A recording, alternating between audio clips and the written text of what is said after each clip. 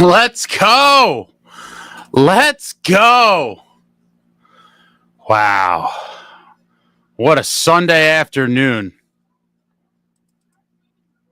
How about those Devils? How about those Devils? And it feels like I haven't. Oh, what do I got? I got an echo. Hold on. And it feels like I got an echo. Hold on 1 second. Oh, what do I got? I got an echo. Hold on. I got an echo. Hold on 1 second. I think it's okay. Got the echo out of the way. And just because it feels like it's been eternity. How about those Devils? How about those Devils? How about those Devils? Welcome back, Devils fans. It is your host, Ace, here on Running with the Devils, where we are talking New Jersey Devils hockey all year long. Please hit that subscribe button, smash the like, share with a friend. Thank you very much. And your New Jersey Devils, amidst all the turmoil, all the chatter, a deadline day flop by the front office, a thrashing at the hand of the Jets on home ice, losing by a score of 6-1. The Devils go into Philadelphia, and you knew had to make it interesting. It couldn't just be an easy victory. No. It had to be a sit at the edge of your seat somewhat. Go into Philly and beat the Flyers by a score of 2-1. I must ask, I must know. Are you not entertained? Are you not entertained? Are you not entertained? The New Jersey Devils have not packed up on the season, my friends. No, they have not. Your New Jersey Devils come out there with a gutsy road victory, find a way to win. They find a way to win, continuing on the march towards the playoffs. It is going to be tight. It is going to be oh so tight down the stretch here. But the Devils find a way. They get 2 massive points in Philadelphia. And wow, I'm still kind of decompressing here. 3-1. I forgot about the empty net. Win by a score 3-1. How dare I shortchange them? I had 2-1 in my head. 3-1 with the empty net by Mercer. Wow.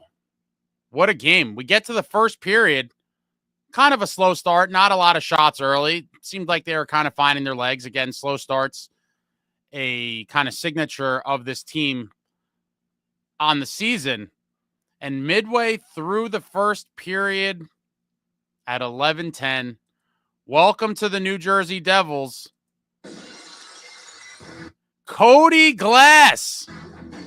Cody Glass gets his first as a member of the New Jersey Devils, giving the Devils the 1-0 lead at 11:10, assisted by Stefan Nason and Luke Hughes. Oh, my God, guys, I forgot. I'm so out of practice. I'm so rusty. Win or lose, we booze, and I'm sticking with tried and true, the great Martin Brodeur's vodka, Dirty Devil vodka, smooth as hell.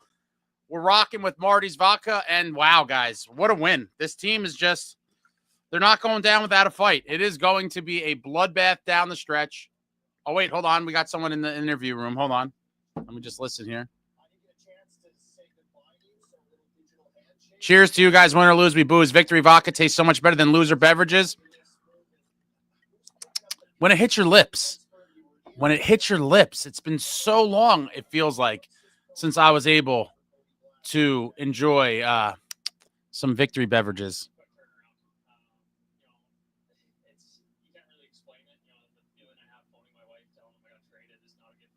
Just listening here.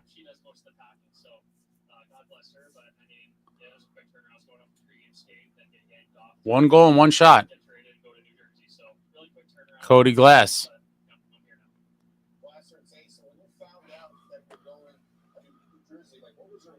Just listening to Cody Glass here.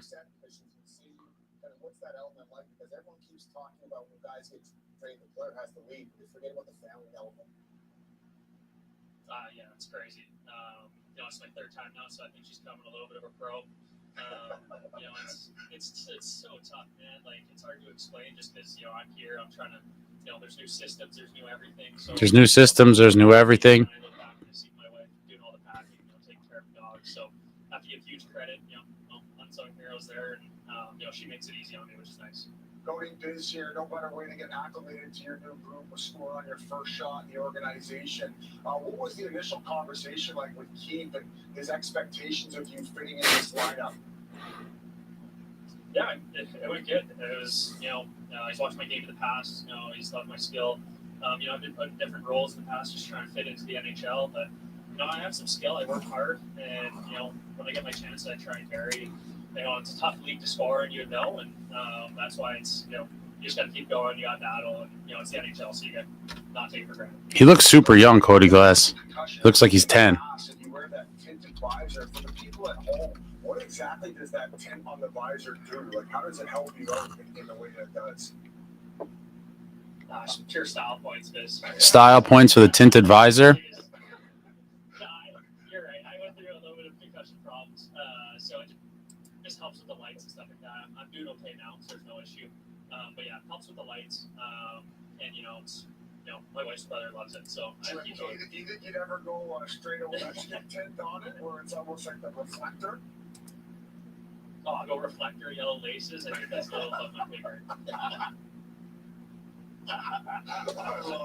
Personality, boys. Kobe said you had an unreal personality. We might want to keep you on it as a fifth for the rest of the night here. I got free for the next 2 hours. You got traded another time. Get me on that pound. Yeah, Kobe's awesome, man. Good vibes.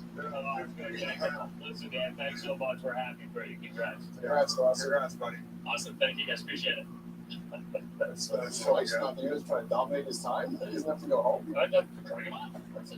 All right, so Glass gives him the 1-0 lead midway through the first. That is how the period ends. We get to the second period. Devils with the 1-0 lead, looking to increase it. And at 5:39, hell has officially frozen over.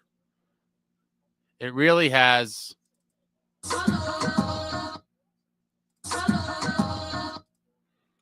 Eric Halla scores his first goal since the Biden administration pre-Thanksgiving. His 6th of the year from Kovacevic and Dillon at 5:39. Gives the Devils the 2-0 lead. And at this point, I was like, are my eyes deceiving me? Does this team have a multi-goal lead on the road?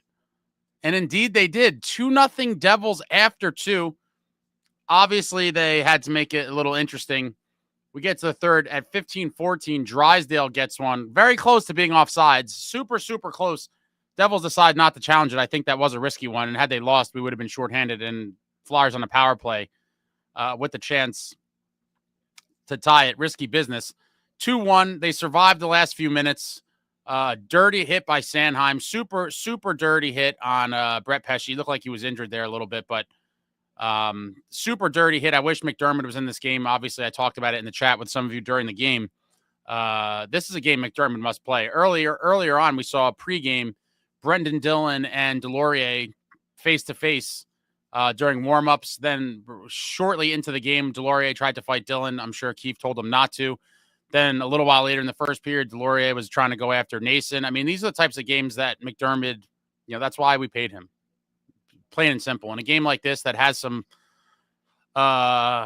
history, obviously, a lot of physicality in years and years of Devils Flyers hockey, but even this season, this one I thought McDermott definitely should have been in, but that's kind of a side point.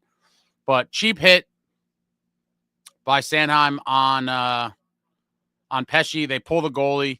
Mercer adds the empty net at 19:42, gives the Devils a 3-1 lead. That is how the game ended.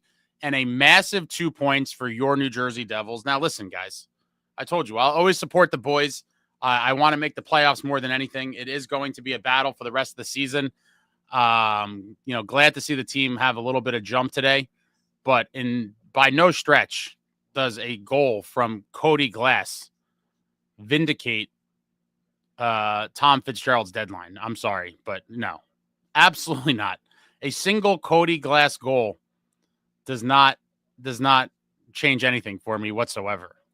Not at all. But a great win. Win is a win, keeping up with the Devils. For sure, glad Glass scored. Love to see that. Jerry, how's Fitz look now, Ace? Apologize. What are you on, Jerry? Apologize because Cody Glass scored a single goal? I'll give him a golf clap. How about that? Great. Cody Glass scored a goal. Life goes on. hoping for the best for this team. But let's be serious. If you believe that single goal is vindicating Tom Fitzgerald's deadline, I have a bridge to sell you. I absolutely have a bridge to sell you. Furthermore, we squeaked out a win against a very bad team. I'm ecstatic we got the 2 points. We needed it desperately. But let's be real here. We didn't just go into Winnipeg and beat the Jets or, go into Colorado and beat the Avalanche. This is a close division win over a team that's always going to play us tough. But the reality is they're a bad team. Stanley 62495 Flyers in the toilet. What a difference versus the first 2 games against them. Huge win. Huge win for the boys. Ariel, I'm just hoping for consistency. That's what this club needs. Let's go 3 wins in a row. It's a good focus. Let's go Devils. Would love to see 3 in a row. Would really love to see 4 in a row. We haven't seen 4 in a row in over 2 calendar years. And now would be the best time of all to pull that off. I don't know what the likelihood of that is, but in the end, if they could play consistent down the stretch here, huge game now. The table is set for an absolutely monster game Tuesday night at the Jackets, who are right on our heels, and this one's going to play like a playoff war, I would imagine. That game on Tuesday, one of the biggest regular season games for the Devils in quite some time. Evan, we needed that one superset versus Scumadelphia. I liked our defense, but nice win versus a bad team. Still struggled on offense, but needed a win. I thought Glass had a solid debut, for sure. Rebs, am I going to say sorry now to Fitz? Absolutely not now or not ever. 1 goal from Cody Glass does not change years of ineptitude and an absolutely tragic deadline. So I'm so sorry, but no. Pro Bolt need more consistency, for sure. Keeping up with the Devils, I will stay on what I said before. Hold your ground, and my profile picture says it all. Playoffs or bust. Playoffs or bust. Eric Hall is alive. Rob, how you doing? Glad to see a smile on your face again for now. James, just when I thought I was out, they pulled me back in. Marta says, Glass was solid. He is certainly an upgrade to our bottom 6. Again, not that it was saying much. The production or lack thereof that we've gotten from the bottom 6, almost anything would have been a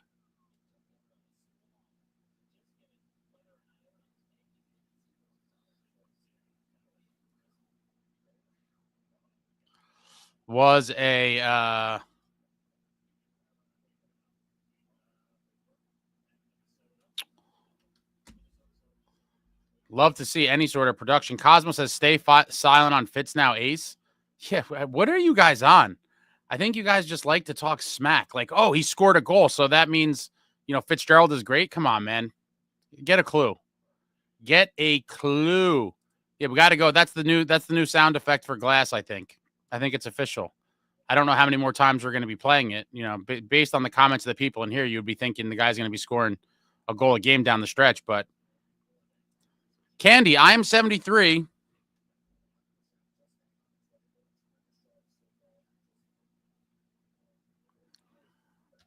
And love hanging out with you youngsters. I've been following Eric Hall since he played here with the Gophers and the Wild. So happy that he broke through this long stretch of snakebite.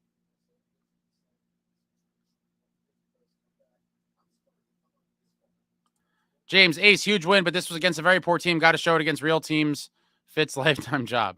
Yeah, listen, all you could do is beat the team you're playing. Ecstatic for the 2 points. It cannot be understated. It was an absolutely massive 2 points. And, yeah, got to keep it going. Tuesday's a big one back at home. The Blue Jackets are going to be coming out high flying. They need it desperately. And hopefully we can put a bigger gap between us and them.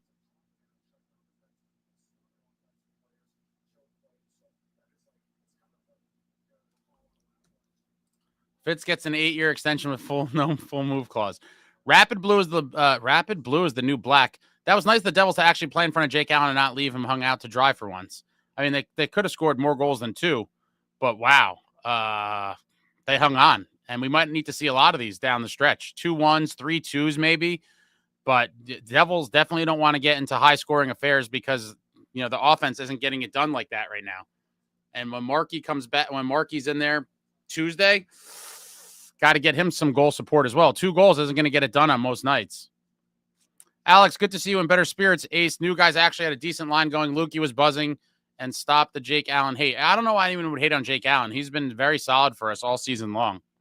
I've really liked what he's brought. John says, in case of emergency, you got to break the glass. Glass is having a funny interview with TNT. I caught a little bit of that. That is true, Nicole. They all look very young, but he looks like super young. Fits right in with our physically imposing, tough-looking team. Yeah, absolutely. Chico, they have to win both of those Blue Jacket games. Yeah, I mean, if somehow they went 2-0 against the Jackets, that would be pretty damn good. I mean, the Rangers are right there, too, so obviously beating them in that matchup in April would be great. John says, I'm 69. Everybody is young to me. I'm starting to feel like that. You got some years on me, John, but I feel like everyone's young to me as well. Evan, want to see Rags get embarrassed by Jackets today and see the Jets take it to the Canes. Let's go. Devs, Columbus, huge game Tuesday night. Chris Emerson, the future's so bright, I got to wear shades, Cody sunglasses. Party Burger, 821. Let's go. They looked alive today. Defense was overall solid. Allen played amazing as well. I know it's only the shitty criers, but we needed that really bad. And Holla, Sprong, glass line was looking solid. John Woodson, that was the breaking glass of Cody Glass, baby. That's his official song on this channel, or his soundbite, if you will.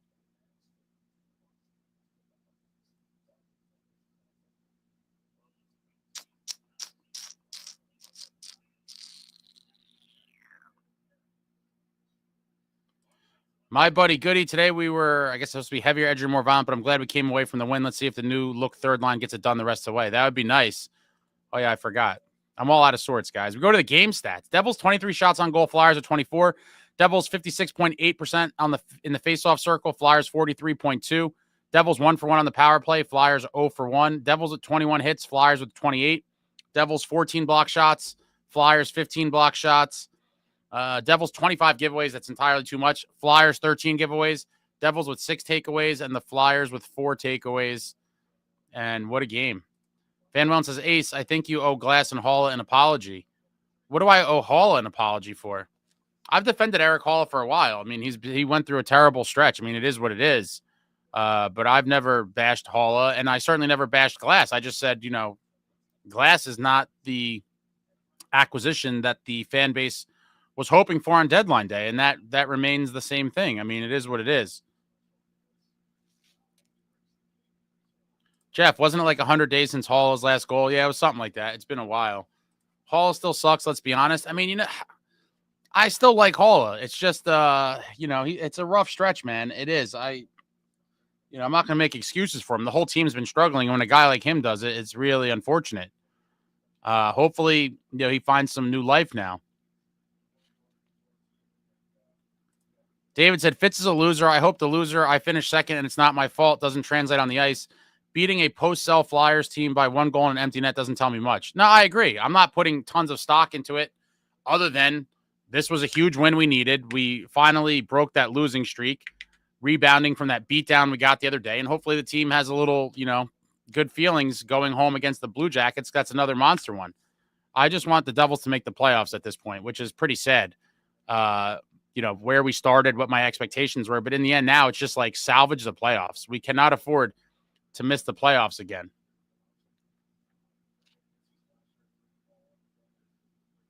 Halla's speed is gone. What happened? I don't know. Maybe he's injured. Yes, maybe Halla is injured. I don't know. You never know. But glad to see him score and glad to see this team win. John says agreed. He gets a golf clap. Vic, Ace, call me a doomer, but I'm not holding my breath. Hope we keep winning. Agreed. Glass scoring doesn't excuse Fitz. Now, for people to even suggest that is just psychotic. It's insane. Chico, I'm obviously cheering for Cody Glass and Daniel Sprong, but I stand by what I said. He could have a point per game on a Stanley Cup winning run, and I would still want Fitz fired. I'm done with that guy. I'm 1,000% with you, Chico. If we somehow lucked into a cup, nothing would change for me. Given the years of record now, nothing can change my opinion either, Chico. But people, whether they just live to flame people like me or want to be contrarian, whatever it is, a goal by him is not going to change my mind whatsoever. Keeping up with the Devils, 17 more games. I'll decide if we actually make the playoffs. I'm not going to base my prediction off this one. I'm sticking with yes. I hope so. I hope so. Big win today. Big 2 points. Again, my expectations are what they are. Just want to make the playoffs. Tight game, tight division game. They're always tight with the Flyers, and they found a way to win, most importantly.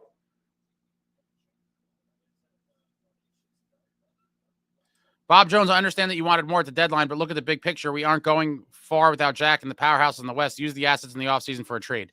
Bob, I will never agree with this. That is loser mentality, and that is how we have been in a decade-long rebuild. Let me repeat that one more time.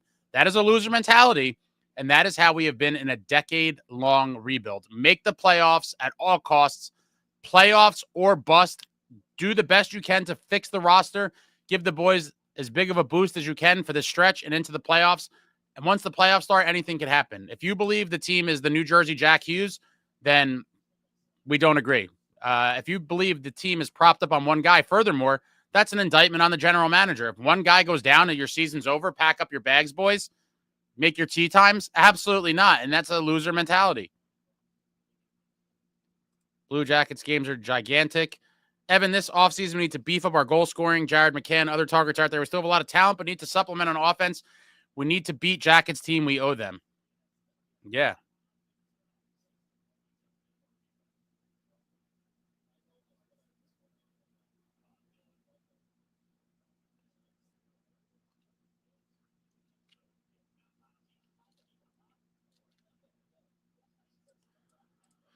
Dire Straits, Ace, you are getting way more view now. What does that mean? Not sure what that means. What does that mean? We are a new team with Glass and Sprong. John Woodson says Glass is better than Timo. Some of you people are nuts. Keeping up with the Devils, these people are trolling about Glass for sure. I think actually some of them believe it, dude. Keeping up with the Devils, I think the people believe this stuff. Joe Mama, Hall of Hot Streak starts now. Would love to see Hall start going on a tear. It would be nice. Rob says, nice to win, but let's see if they could win 2 in a row. No better time than Tuesday. Massive, massive game. Stanley says, hit the like button. Hit the like button for your boy. And for a huge New Jersey Devils 2 points on the road in Philly. Cheers to all you guys. Wow. Troy, hopefully this invigorates the bottom 6, but way too early to be making apologies. Exactly. Chico, on Glass, the underlying stats suggest he can and might go off with more ice time in a big role, but let's be real, he's a gamble, and I'm fine with that. If we had also made a splash, we didn't. Yeah, I agree. If Glass was like the other piece with a bigger piece kind of as the headline of the deadline, I would have lived with it. But for Glass to be the biggest get of the deadline is a travesty. Michael, rooting for the Devils is like being married to an alcoholic. They say, I'll change and suck you back in. I'm not being sucked into anything. I am just, happy for the ride. Hopefully they find a way to continue to win, continue to bank points, and get into the playoffs.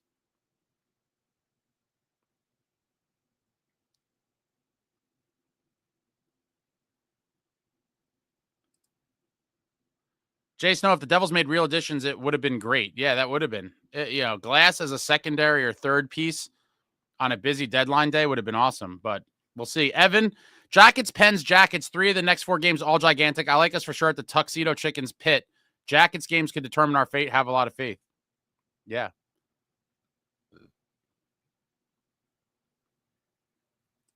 John Woodson, at least the Devils have had more offensive zone time. They'll be outmatched versus better teams. It seems like we are more willing to grind without Jack. And to that point, I don't think they have a choice, right? Like, got to get it done one way or another. Gutsy win.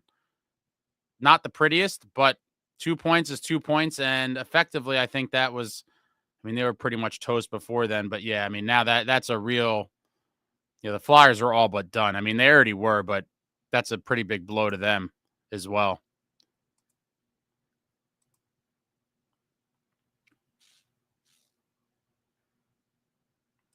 Dire Straits, I think Colorado is winning this year, and Blackwood and Wedgwood and Wood would be Cup champs.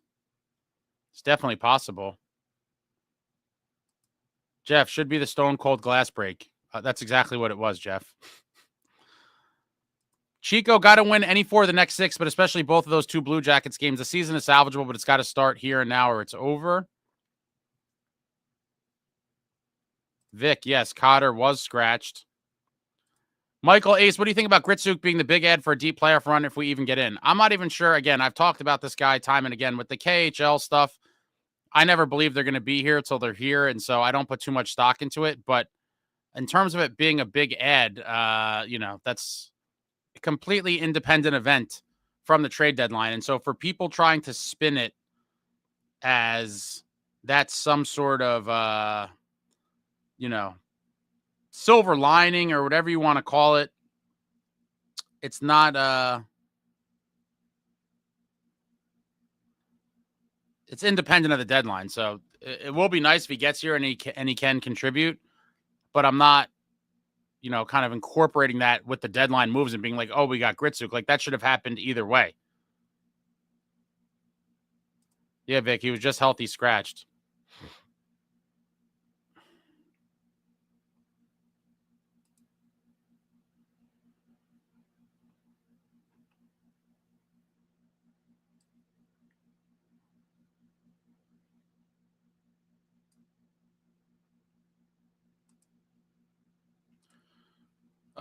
Glass did not take any face-offs.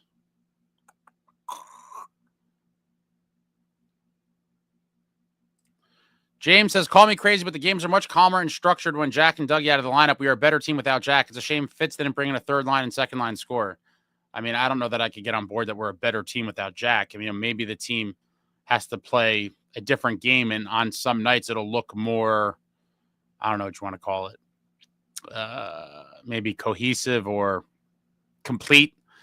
But to say that we're better without Jack, I think is a little nuts, personally.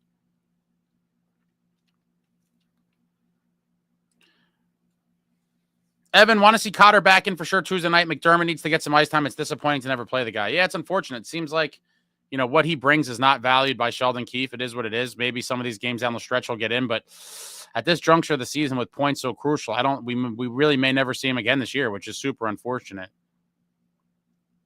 Super, super unfortunate. Woodson says, I'd rather see Cotter than Bastion or Tatar. I think most of us are kind of right there. Chico, getting the 2 points today was more important than how they did it. For sure. This is a results-oriented business. Get the 2 points. The rest of it's kind of whatever. But 2 points is 2 points, and there's nothing more important than getting the win. My buddy Goody, you could say the attrition, the locker room right now is at glass half full. Joe Cade, reading these comments, it's very clear to me there are still a lot of Fitzgerald defenders. Fan base is very divided on upper management. Interesting. I don't think it's very divided. If I had to put a number to it, I would say it's like 75-25 on the Fire Fitz train. And that's kind of how it feels like to me right now. Hold on, my mother's calling me. Hello, Mother. You're live on Running with the Devils after a huge New Jersey Devils 2-0 win over the Philadelphia Flyers. How could I help you?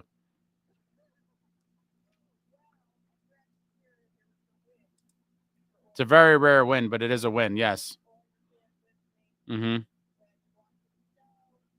Mm-hmm.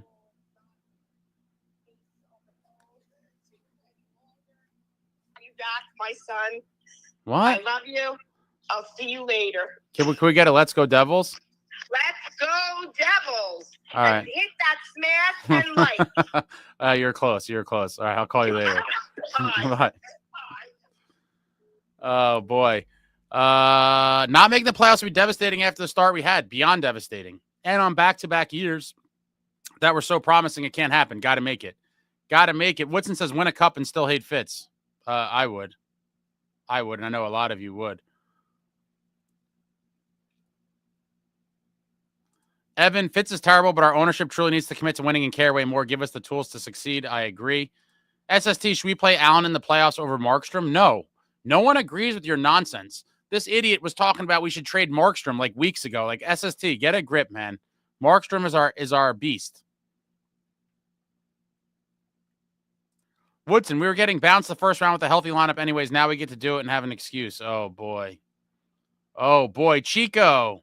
I'm thrilled that Glass has a goal. Him, Sprong, and Dumo are Devils now, and I'm cheering for them. I like them, but it's not about them. It's about Fitz. He did not do enough. Agreed and agreed.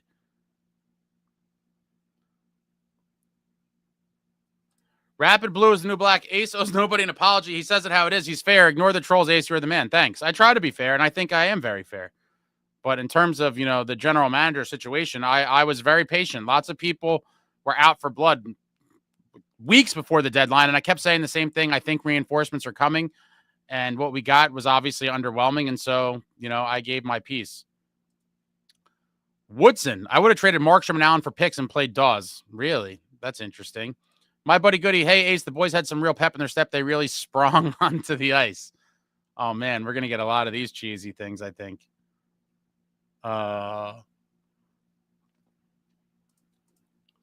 Woodson says Dawes and Yegorov are the future. I agree. I think Yegorov is definitely going to be a part of it. He's probably the best of the bunch. I do think there's a chance that Poulter or Malik could possibly interject themselves in that mix, but I think Yegorov's definitely going to be one of the guys in a tandem, and not too long after that, I think he will emerge as, the next franchise goaltender for your New Jersey Devils. We haven't had a franchise goalie since Marty, and quite frankly, outside of the couple years of Corey Schneider on some very bad teams, outside of that, very abysmal goaltending, a carousel of sort of journeymen. And finally, Markey this year has brought consistency to the net, a bona fide starting goalie in the league. Love to see it happen. But Yegorov, I think, is going to be the guy who could be our, 10, 12-year starter and really kind of bring the young group into the future.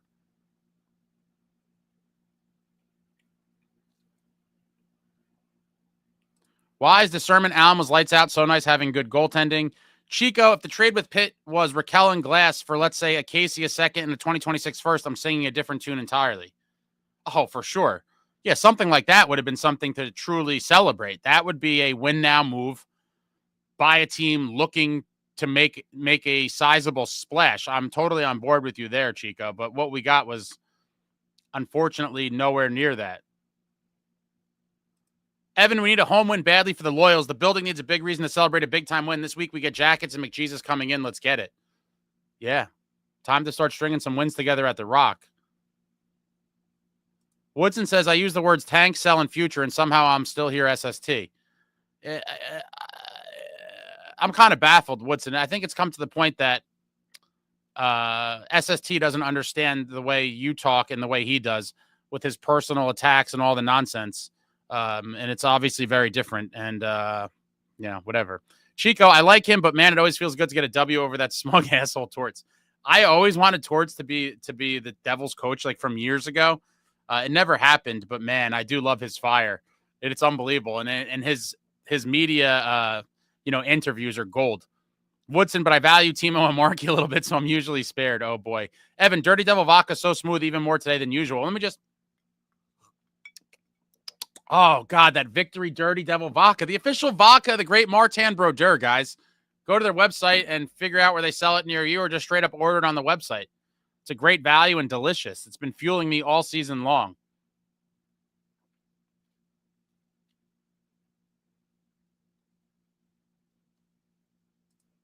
Chico, my understanding on Gritsuk is that the team is not going to let him out of his contract even a minute early for anything. He's coming next season. That's kind of what I thought. That's kind of what I expected. It's a little bit different over there. It's a different world over there in Mother Russia. Stanislav, thumbs up for your boy, ladies and gentlemen. Thank you, sir. Thank you, sir. Brian says, nice to get the win today, boys. Woodson says we are a better complete team without Jack, which is what is needed in the playoffs. I still will take my chances with Jack any day, but I could understand where some of you are coming from to an extent. Ryan, Jack and Bratt can't be on the same line next year. Bratt can drive play himself, and he's been showing it. Yeah, but I do think you get the best Bratt when he is playing with Jack. Jack really makes it happen for him a lot. Chico, better without Jack. Guys, they had like a shot and a half through the first half of the third versus the Flyers. It was a win, but a very ugly one. I agree there. Evan, another thing irking me badly is Nemitz being in games instead of Sheamus. Want to see him play. He could also learn from a vet like Dumoulin, valuable ice time. I'm afraid with the two new D-men, we might not see Nemitz or, obviously outside of an injury, we might not see Nemitz or Casey ever again this season. Dire Straits, Timo really needs to get going. Like, he desperately needs to get going. Agreed. March, Timo time's got to start ratcheting up into the playoffs. Rip Rogers, Smokey Johnson, definitely not better without Jack. However, I feel far too often guys try to force Jack the puck and almost like just stare at him and wait for him to do something. Now they have to be the guys. There could be something to that. John Fay says, I haven't seen one single person agree with you once, SST, besides Woodson. Sup, Mama Ace. Jesse, I don't care. We got it. I'm just glad we got the dub. Let's go, boys. Absolutely. 2 points is 2 points. Paulie Walnuts, a win is a win regardless of who we play. It still counts as 2 points, and we can use all the points we can get. There are no teams that are going to lay down for us. This is the NHL, guys. Every game, you're getting a team that's looking to take those points away from you, and the Flyers would have loved to play spoiler and put a damper on our playoff run. Hit the smash. John Woodson, I'd be happier than Ace on a night where Timo gets a hat trick.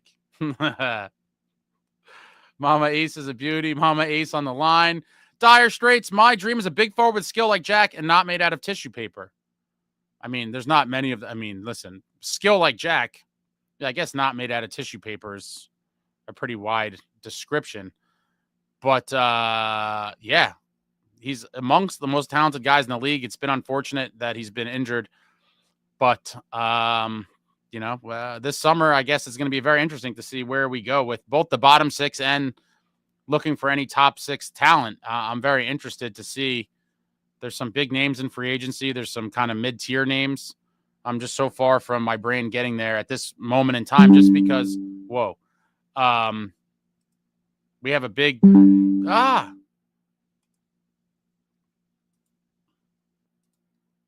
that 17 now? Yeah. 17 games left. Here we are, guys. Here we are. Fitz gets one more year. I think he's definitely going to be back next year, unfortunately. You heard the lady. Hit that smash. James S. Ace, my comment was confusing. I'm saying the team, all players other than Jack, are better when he's not on the ice. And we can hold the structure next year and insert Jack. That's when we will win.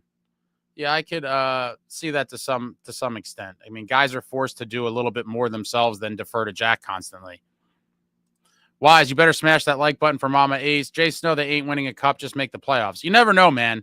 With a hot Markey, if we could start... The team defense and goaltending is very good. Goal scoring is the issue. If they could really clamp down, there's no reason why we couldn't win some rounds, scraping out 3-2, 2-1 ugly wins. It doesn't have to be pretty. It's you got to embrace playoff low scoring hockey. John Woodson says, imagine us having too many goalies in the farm. That's something new. A lot of guys are going to be vying for those spots in the post-Jacob Markstrom era. SST, I'm saying Allen over Markstrom and called an idiot because it's an idiot. Woodson says trade Markstrom and gets a pass. Running with double standards here. Well,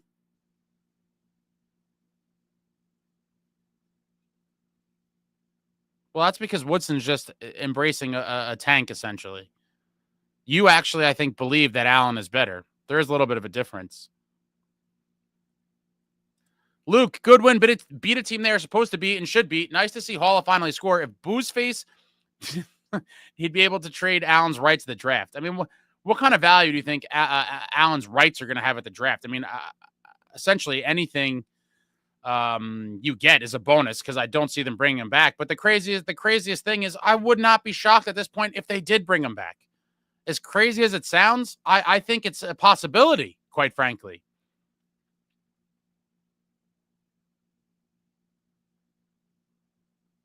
I think Woodson is Ace's second account. Obviously, that is not the case. Evan, this week, really gigantic for us. Our trip later this year to Hawks, Jets. Wild, very significant. Going to Minnesota game, going to push Devil Nation out there. Always support, be repping. Very nice. Where do you live, Evan? You're making the trip out to Minnesota? Maybe you'll get to see the Flower, Marc-Andre Fleury, the second most winningest goaltender in NHL history, trailing only behind the great Martin Brodeur. Flower is now the second most winning goalie in history, which is a testament to him. He's had such a great career. Started off with some of those other high draft picks in the Penguins organization with Sid and Malkin. I mean, what a little run they had there. And here he is. Jay Snow, look at the moves Ottawa made. Imagine having Cousins and Zetterlund. Yeah, I mean, listen, the guys were out there. And so for people to constantly give Fitz a pass, Zetterlund for essentially a second rounder, I think tons of people would have signed up for that. How do you not do that? It is what it is. My buddy Goody, Yegorov has swagger. I think he'll be great in the locker room and a fan favorite. He certainly seems that way. I got to see him live at Boston U a couple weeks ago. I will be putting out a video about, showing a lot of warm-ups and stuff with him. I've been just behind with a bunch of stuff, but that'll be coming out sooner than later. Michaela, I'm giving Fitz a chance to do something big in the summer. Trade deadline was a seller's market due to the amount of teams that were in the hunt. He didn't want to give up assets without Jack in the lineup. Excuses. He's had enough time. He should be gone. He should not have another day to toil with this roster. He's had plenty of time. He put us in the position. He did. He waited till the deadline. I don't care that it was a seller's market. This is all just excuses that I'm not buying. No time for excuses. Jason, what is this better overall team with Jack Hughes shit? Tell me one way the team is in any way better without him. Just a bunch of dopey comments. He clarified. I think he meant maybe not the team per se as a whole, but a lot of individuals are now forced to kind of raise their game. I think that's kind of what he meant by that. Jesse, Ace, do you have any recommendations for us brown liquor drinkers? Been doing Gus and Brew lately with the new Shoresy season. I've honestly been on the Dirty Devil vodka for a while, and then I do some tequila. I am when you say brown, I'm sure you mean like bourbon and whiskeys and stuff. I've kind of been out of that game for a minute just because I've been rocking with the Dirty Devil, and I also do like the hell's the name of it? My mind's blank right now. Oh my god, the Casamigos Anejo is a brown tequila. Goes down so smooth. But in terms of whiskeys, I've been out of the game for a minute.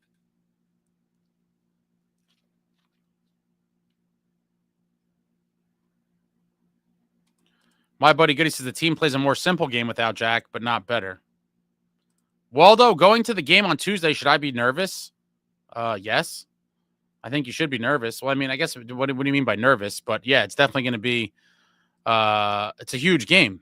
And hopefully they respond on home ice. That last game was really sad. I was there in attendance on television for a nice chunk of it behind the Jets bench. Shout out to my buddy Rick. It's funny. I went back and looked at it. I looked disgusted even before the game started, I think, because it was just such a dagger of a day. And that game was terrible, but it's a big game. Enjoy it, man. Enjoy it.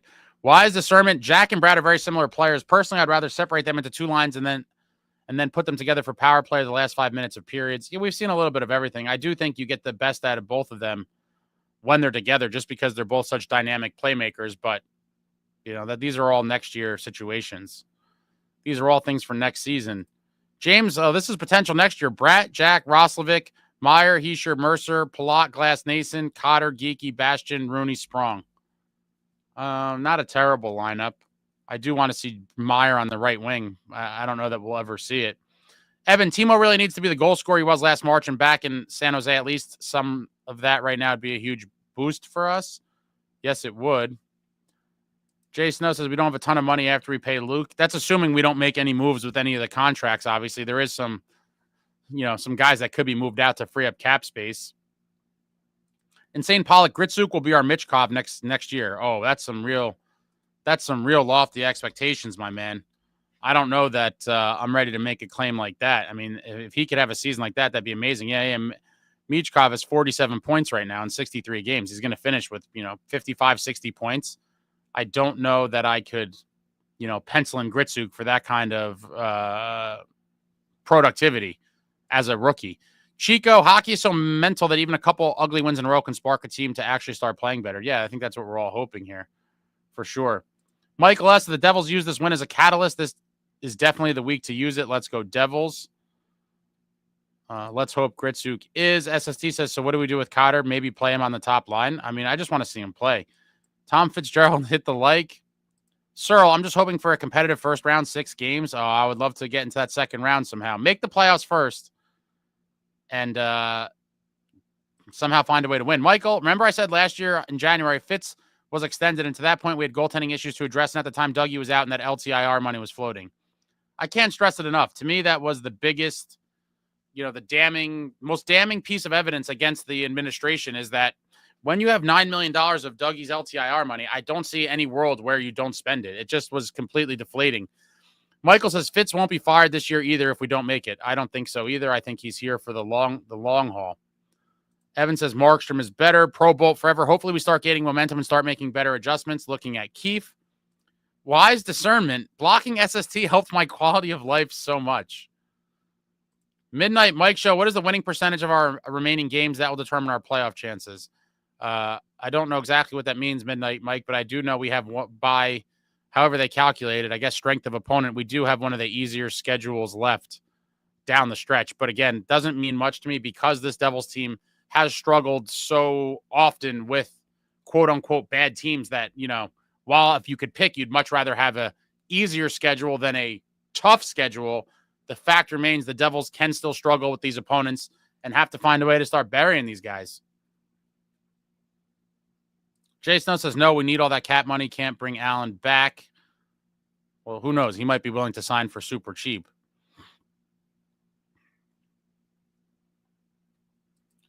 Luke says Allen for a 6th or 7th rounder, asset management. I guess you're talking about the rights. Cyril says this sport doesn't deserve Fleury. Yeah, he's a very likable dude. Pro Bolt says stop making excuses for Fitz. Luke, we all know Fitz sucks. Ownership sucks. Just hope the team can make the playoffs despite it. Agreed and agreed.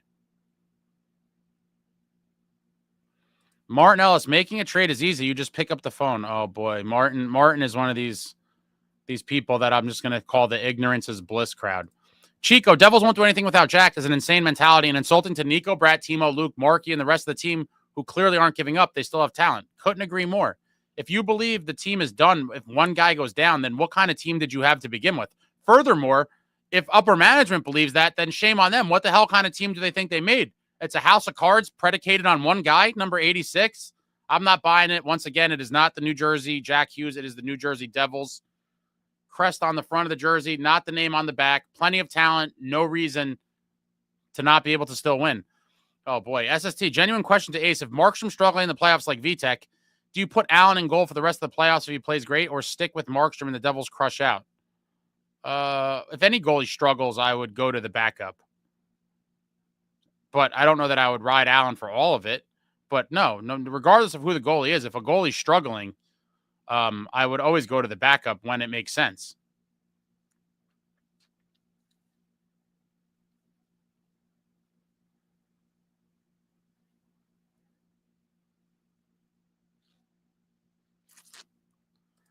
Evan, absolutely ace. Plenty of time. You see GMs like Zito, even Verbeek and Anaheim getting over on us on that one. Even though I do like Dumoulin, Fitz moves overall body of work has been poor to say the least. Oh, for sure.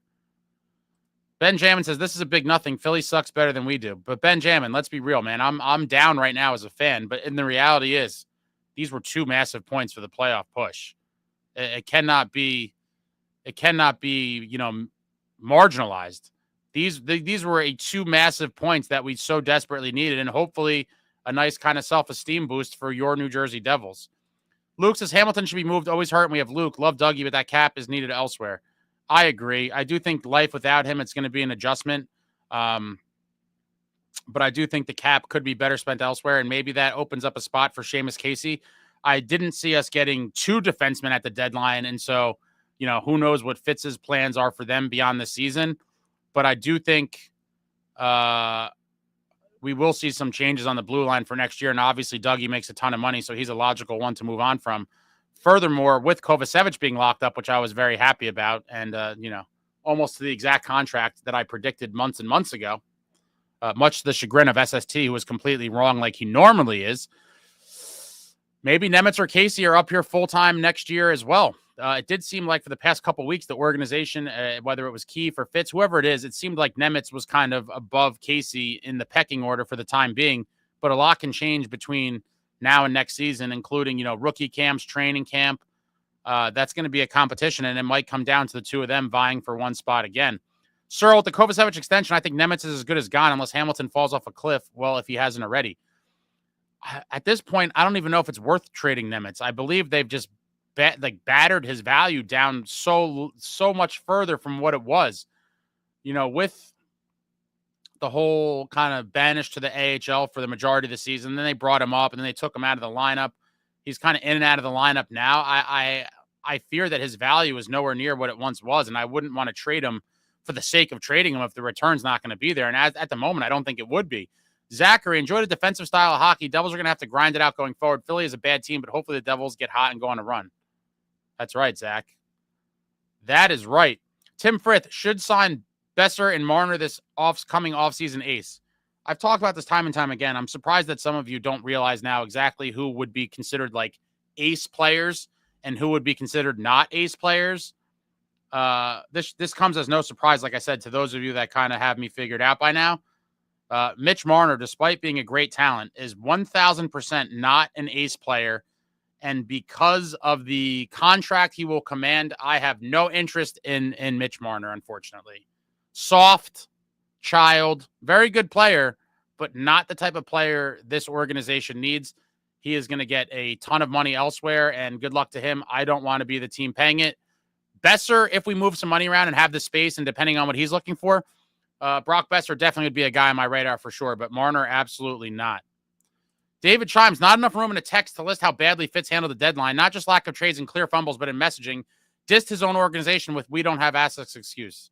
I agree, David, but some of these people are so lost, there's no point in even trying to change their mind. And I'm not trying to change their mind anyway. I'm just going to speak my thoughts, and they're obviously the thoughts of a well-rounded, way more educated fan than the people defending him. And obviously you are one of those fans as well, David.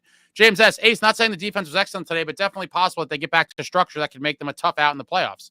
Listen, we still have tons of talent. As everyone's pointed out, this team is still good. Even without jackhughes on paper, they should be able to deliver. And if Markstrom gets hot, and if that defense can find a way now with the new revamped defense, and I'm curious to see if the defense we saw today would be the hypothetical defensive group going into the playoffs, if they could clamp down, and with a hot Jacob Markstrom, this team could definitely be a tough out in the playoffs. And I've said that all season long, despite the struggles of 2025. Jay Snow, we need more out of Nico, Timo, and Bratt. Absolutely. It's always going to start with your best guys. The top six has to play much better than they have been, and the bottom six just has to have a pulse. Hopefully, the Glass and Sprong additions will maybe revitalize the bottom six, and the big guns can start playing like big guns. Jesse Shannon, I'm so pumped for this win. Drove 5.5 hours to Boston and had to watch the game in enemy territory. We need to set the tone, boys. Michael says people pay to watch him play. Tell me management took that to heart and throws in the towel without him. Well, I'm not here to tell you that they threw in the towel without him. I think the acquisitions on deadline day speaks for themselves. Benjamin, I refuse to get my hopes up again. I mean, my hopes and my kind of expectations, I think, are very fair and are exactly what they should be. I am looking for nothing more than to make the playoffs at this juncture. Now, am I predicting a cup win? No. I will also say, like other people have been saying, I do think they will be a tough out, and if they get hot at the right time, crazier things have happened, guys. Teams have come out of nowhere. I just want to see the playoffs, and I want to see them be competitive. B says, will we ever see Timo on the right wing again? I mean, come on. It doesn't seem that way. But, he'll continue to drive on the right side whenever he has the opportunity, and hopefully we see him get some snipes on power play 1. Jason, we're already locked in at the right side. We might move Dougie. I could see them trying it, and hopefully they're able to do it without retention. That would be nice. Samuel, let's see what happens next game. We need a win against a contender. I agree. Beating up on bad teams is fun, but you got to be able to beat good teams as well. Searle, I hope we get a left winger for the top six, not only because it's needed, but maybe it'll help Meier play right wing by dumb luck. Definitely possible.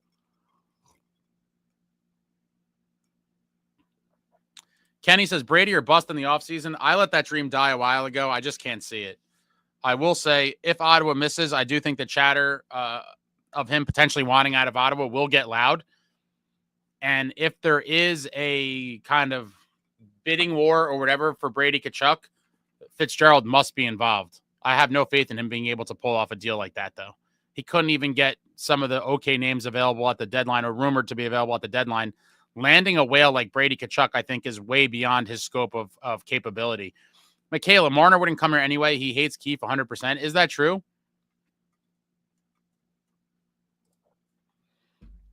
Ariel says, how many points to get in this year? Usually it takes at least 95 points. I'd imagine it'll probably be somewhere similar to that. I'm hoping to finish closer to 100, but now we're looking at the 17 games left. Yeah, even if we went 11-6, we would finish at 96 points. Yeah, I mean, there's not a lot of margin for error here. Wolf Rockin', it should be Markey first and Dawes is his backup. I know it's a small sample size, but I haven't seen Dawes give up more than 1 goal per game in a shutout. Play the kid already, and Casey too. No, it's going to be Jake Allen for the rest of the year. He's the more veteran guy that they trust more. I do think Dawes has had a great small sample size of games this year, but he should be here next year. Again, I wouldn't be shocked if Allen was brought back. I mean, it shouldn't be the case, but nothing would surprise me anymore. Ari, do I have to completely change my expectations on Timo? I loved watching him in San Jose, but this is not the same guy. There's a lot of things that go into it, but in the end, I'm looking for consistent, hopefully 60-point seasons out of timomeier and just continues to play his game where he smashes people, creates chances for others, and is a menace to play against and just a constant thorn in the side of the opponent. Frank says, not an inspiring win today against Philly. We need more from our top core. Frank, to me, it was an inspiring win just by virtue of it being a win. I will take the win. Was it pretty? Absolutely not. But it's 2 points we so desperately needed, and we live to fight another day. John Rogers says, sad to say Brad is lost without his shadow. I don't think that's the case, but obviously he's going to play better playing with an elite guy like Jack Hughes. Peanut butter and jelly. Peanut butter and jelly. Art, ever since we got Timo, something happened to the team. I'm not going to attribute it to Timo whatsoever.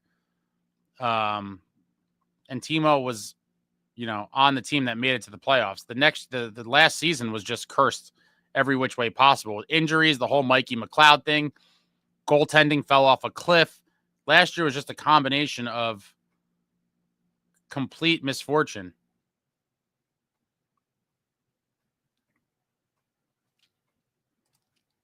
Jay Snow says Timo hasn't fit here for some reason. I don't really agree with that.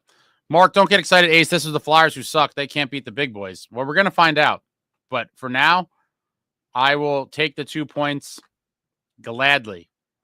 Gladly take the 2 points. Searle says that Jay Snow, because he's been severely mishandled. I definitely agree with that. We talk about this almost every game. I'm kind of getting tired of it. David, Fitz didn't even take responsibility for losing at the deadline. Bad example for the rest of the organization, and our center depth is weak. All that great D intending is almost wasted. Samuel, saw my first Devils game in 82. If they don't make the playoffs, 25 is the last. It's been a rough stretch. If you've been around for the winning, it makes this kind of funk that we've been in for a dozen years now that much more painful. Jay Snow, I don't know why every coach keeps using Timo the same way. I have my theories. That might not even be a Sheldon Keefe decision if we're being honest. Dire Straits says apparently Ryan O'Reilly doesn't like Keefe either. That's interesting. I'd love to get the backstories to some of these. Philip Kelly, 93 points for 100% playoffs because of the Eastern being tight. Is that just your guess, or did you see, did some website publish that? Rocky, straight up needs to replace 6 of the 12 forwards this summer. You know who they are, and they suck. Nemitz sucks, too. I like Dougie, but he doesn't have it. Got to move him as well. I think Nemitz can be good. I think he's a little bit in his head right now. I think he's very young. This is all kind of new to him. I don't know. I still believe he could be good. I do. I just don't know. I just don't know when that is going to be. I just don't know when that will be. We will see. It could be a big year for him next year, kind of a do or die with this organization. Or maybe he is shopped before then, but I do think his value is way down from what it once was. I just can't see the value being there after this season has been unfortunate. Kenny says, how is it that everyone here can see that Timo is a better right wing, but everyone in the Devils organization can't? I think there's a good chance that they know. And I've explained this before. I do think it comes down to, because of the guys we have on the team now, and because of the fact that Timo still is a decent player on left wing. I think they think the overall team is better with Timo on the left, because if he went on the right, they would have to put somebody else on the left who won't be nearly as good as Timo is, if that makes sense. I think it's just kind of a situation where analysis paralysis almost. But I would love to see him on the right. Jason O says maybe even 91 points. Devil Heaven. Nice win, boys. Nicole, a win is a win at this point. Absolutely. Johnny K. Allen has been super solid. Lights out on most nights. He really stepped up when Markey went down. I like Dawes, but it's still a really small sample size. Completely agree with you there. Michael, Timo has to be put on power play 1, and he must be put on right wing. That's where he gets his production. We could say it till we're blue in the face, Michael. For whatever reason, it seems like he is cemented on the left side, and it is what it is. It is what it is. Jay Snow, Bratt and Jack play on that same fast-paced level. Yeah. Great vision, great passing, sniper abilities. I do think you get the most out of both of them when they play with each other. I understand the kind of temptation to split them up, and you think you kind of get that effect on both lines. And maybe if we get some, new faces in the lineup next season, that could be explored again.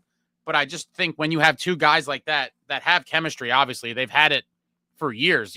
They've played a couple games or some shifts here and there together. And even before they kind of got put together full time this year, if you've seen the games where they played together, it was just insane. Peanut butter and jelly they were always filthy together. Evan, would love to see us get a crack at the Canes. Imagine giving it back to them when they took us out. We were right there with them in games this year. They get us in Raleigh, but payback is a bitch. Oh man, I would love to knock them out, but I'm not going to lie. If that's a matchup, I will be frightened to death. The Canes have absolutely owned us. Absolutely owned us. Michael, speaking of which, never addressed the bottom 6 after McLeod was released either, still hasn't. Completely unfortunate situation with that. Obviously, lose Mikey McLeod for nothing. He was one of the best bottom 6ers in the NHL, and so it's not going to be easy to replace a guy like him whatsoever. At face-off wizard, I believe he was on pace to set like an all-time face-off record. I think he was like around 60%, maybe even a little more. It was insane. And obviously had the motor, could crush people, could hit, loved his game, and it is what it is. It's going to be very hard to replace a guy like that for sure. Jim Bean, great win, but let's see how they play against a top team with this lineup. I'm not going to start throwing a parade yet. No, neither am I. It's a wait and see. It's a wait and see, but you got to like what you saw. You got 2 points. You got 2 points. Luke says center depth isn't weak. It's non-existent. I kind of agree there. I mean, wow. That's why I would have loved a guy like O'Reilly. O'Reilly, I thought, would have been a very nice ad for this team. Dire Straits says probably the spreadsheets upstairs suggesting Timo to not play right wing. There could be something there. It's not crazy to think. Samuel says you have to beat up on the bottom feeders and at least break even on the real teams. I think that would probably do it. Philip, I did stats on it last week. 93 points will give a 98% chance based on previous years and where the wild card race is this year. Okay, Jason, no, Nemitz could be pressing. He knows he has no guaranteed spot right now. Alan, Ace, how do you deal with some of the on here? A win is a win. Be happy. You could have easily lost. Yeah, it's tough, man. Sometimes it's tough around here, but most of the people are very cool. We have a nice little community of regulars here, and then we occasionally get the less than ideal crowd. But I'll deal with the riffraff too. Evan, Rags lost to Sens yesterday. It was so beautiful to see. Oh, and it finished with my boy Brady in OT. Brady Tkachuk, what a gem Brady Tkachuk is. My God. Nicole, Nemitz does not produce enough to have the attitude he does. Completely agree with you there. B says, Cotter to top 6, left wing with Nico and Timo. I would love to see him get an opportunity. He's shown flashes, but for whatever reason, they pulled him out. David, our next game at home versus Columbus, going to be telling Jackets struggle on the road. We lose. I will go into complete panic mode. We win. I'd be confident we cruise to the playoffs in spite of everything. Off of just that one game, I mean, we play them twice. Obviously, I'm hoping we beat them both times. It is going to be a big matchup. It's going to be a big matchup for the boys. We'll see how it goes. And that Ranger game could be very big, too. Luke, Dougie is still a top 4 defender and a top power play guy. If Boozeface would have to retain when Drury got anything for a pylon with elbows, it'll just be another Boozeface special. I hope not. If we have to retain, it's probably not worth even trading him. I'm a big Dougie guy. A lot of people have been down on him, but I understand the dynamic offense that he brings. And not a lot of guys on our blue line are even capable. Luke is really the only one. Obviously, next year, Casey could be in that group as well. But offense from the blue line is not something we've been getting regularly, and we could desperately use it, obviously, with the forwards struggling mightily. Cyril, part of me wonders if Nemitz getting deployed the way he did last season did no favors for his development. It's hard to say. I don't really know. I do think he's a young kid. He probably got mentally broken when he got sent to the AHL this year, and he might be reeling from it. I don't know. It's unfortunate. Devil Heaven 77 Ace, are you tapped into the Dirty Devil? Yes, I am, sir. Dirty Devil, the official vodka of the great Martin Brodeur. Been drinking it pretty much all season long. Nick Sports, Dawson Mercer, 2-game goal streak. Indeed. Oh, I like that hat you got in your picture there, Nick. I saw that hat online. I thought about buying it. It's a pretty sick hat. Before you were born, my man. The hat wasn't before you were born. The hat's a new model, but 2000 Cup Champs is definitely before you were born. Wolf Rockin', Nemitz does suck in my opinion. Casey is miles above him playing D, and he can score, but they still don't play him. I just don't understand it, Ace. I don't think Nemitz sucks. I just think he's struggling right now, but I do prefer Casey. I've just talked about it, just because he is a different type of defender with that mobility, with the vision. His shot is sick. His handles are nice. I've been a big Seamus Casey guy. I think he could be a huge part of this team going forward. Jason says I want Cotter in the lineup next game. I do too. I'm very curious to see how that plays out. I could see them running back the exact lineup because we won. Pro Bowl, I want Casey in the lineup next game. I think it's kind of the same thing. We won today. Will they shake it up? Would love to see Casey again. It just doesn't seem like it's in the cards. I think we might not see him until next year. Insane Pollock, Nemitz deserved to be benched after the last game. I can't disagree there. Jay Snow, at this point, we just got to hang on to a playoff spot no matter what. Fully agree with you there. Art says he doesn't care for Cotter at all. Devil Heaven says D-depth is the best it's been in 20 years easily. Fully agree there as well. No one even talks about Hataka, another guy that I thought we would have seen given all these injuries. I'm surprised we haven't seen him. I'm kind of curious as to why. But, we picked up 2 veteran D-men at the deadline, and it seems like Hataka is not really part of the plans at any point. Luke says, I think Boozeface gets O'Reilly in the offseason a la the Markstrom trade. That would be interesting.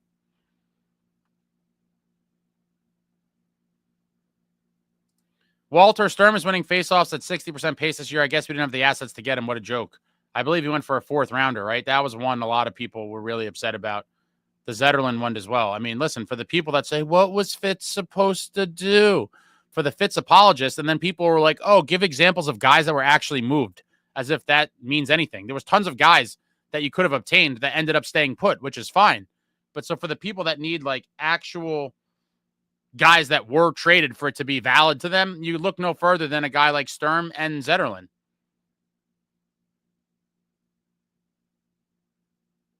LJ says Flyers beat the Jets last week. Just FYI for all those, it was the Flyers with Hellebuck and net. Yeah, that fair point, LJ. But back to the thing of, the Flyers are where they are in the standings for a reason. And like I've said ever since I've had this channel, on any given night, any team could beat any team. And that's a glaring example of it, right? The Flyers are a team towards the bottom of the standings, have struggled all year, and they beat one of the best teams in the league in the Jets with a multiple Vezina winning goalie in net. And it just shows the parity in the league. Jay Snow, Sturm move is insane. Why couldn't we pull that off? It's a great question. I would love to know.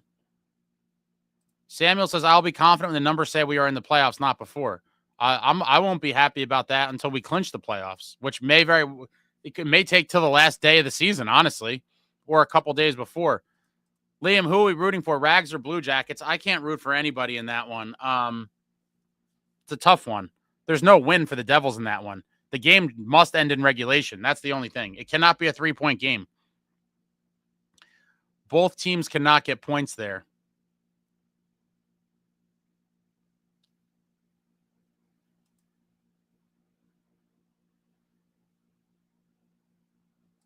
Devil Heaven 77 says Fitzy is fine. He's a solid GM. Everyone wants miracle deadline draft.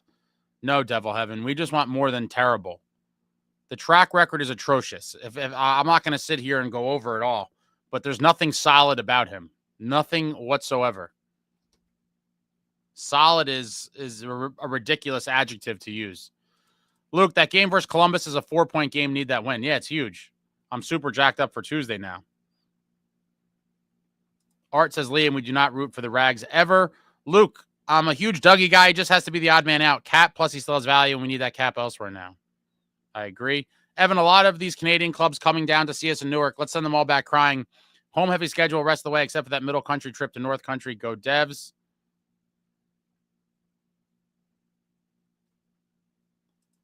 Dialamo says, I've seen enough. Offer glass 8x8. Devil Heaven Casey reminds me of Rafalski. Yeah, I think a lot of people have kind of mentioned the similarities of, an offensive defenseman, undersized, but good vision, good playmaking ability, good skating, good shot. And if Casey goes on to be anywhere near as good as Brian Rafalski, that would be an absolutely amazing, development or trajectory for Seamus Casey. Would love to see that happen. Johnny K, I think you get it, Ace. Ownership is obsessed with collective management. Everyone gets to say analytics has a big hand in this too. The GM doesn't have full autonomy. That's why Shiro is gone.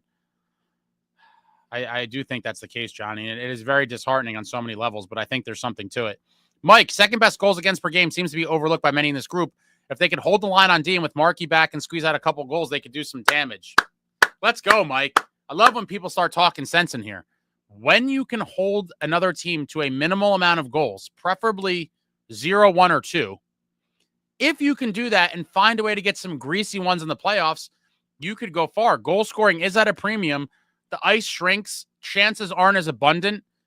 It's a way more physical grind of a game. But if, to your point, Mike, that they can continue to shut other teams down, keep their goals at a minimum, if our offense can wake up a little bit, we could win these 3-2, 2-1 games in the playoffs. Absolutely. And that's the one kind of sliver of hope I'm holding on to, is that if they could get it together in the playoffs, they could surprise some teams. Jack says, Ace, you confident about Tuesday night? No, Jack. I'm not confident about anything. I'm just going to watch and hope for the best.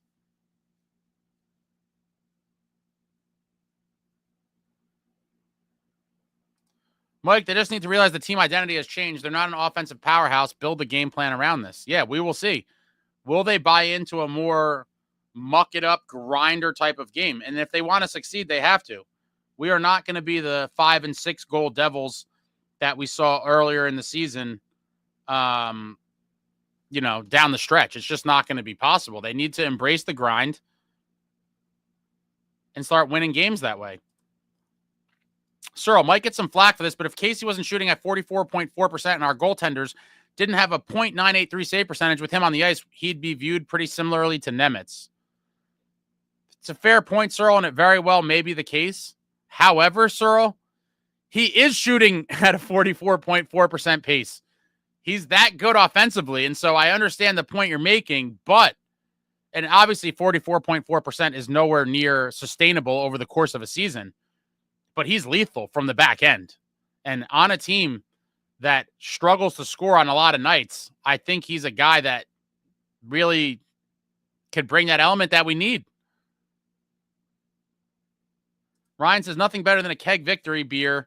Just want warm weather Devils hockey. I've just been saying that all season. I want to go to playoff games, preferably into May, and nothing better than walking into a Devils game with shorts on. It's an unbelievable feeling. Sun bright, having a couple beverages on Championship Plaza, shades on, music in the background, smelling all the food, looking around, and just walking into a hockey game with your shorts on in May. There is something so special about it. And it's been 2 years since we've been able to do it as a fan base. I'm hoping somehow, some way it happens again this year. Devil Heaven 77. Love to be a fly on the wall in Fitzy's office and scouting staff. You and me both, my man. You and me both. Richard, I know we are beating a dead horse with Timo, but while production is down, he's playing hard, hitting and being a, I don't know what that is, PI. But I agree. And I've told people time and time again, yes, I am a big Timo guy, but he does things that don't show up on the score sheet. And people seem to ignore it. If it's not points, then it doesn't count in a lot of these people's minds, and that's just not the reality.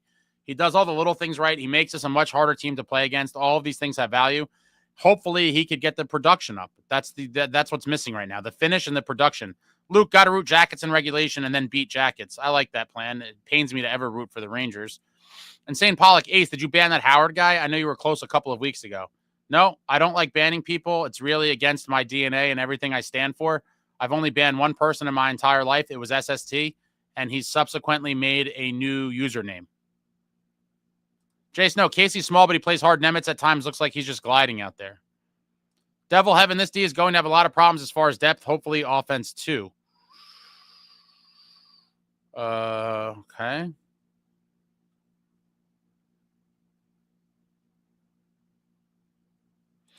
Evan, I have a lot of confidence Markey can absolutely steal games for us, but need that defensive structure to limit any breaks and then get a couple goals to boot to win these games. Markey is capable of stealing series, guys. That's why I was super jacked. Going back to last year when the rumors first came up, I was like, Jacob Markstrom? I was like, yes, please. I was super ecstatic when the rumors came up. I was even happier when we obviously landed him in this past offseason. And I've said from the beginning, I believed in him, didn't care about the age, had 2 years left on his deal, and it'd be a damn shame to throw a season away, obviously of the core, but now you have Markstrom for this year and next. He's looking to win a cup. He's in the back nine of his career. Not many years left. You must do everything you can to succeed and push towards a cup. It would be insane if Markey just went on an all-time run and we somehow ended up in the finals. It'd be phenomenal.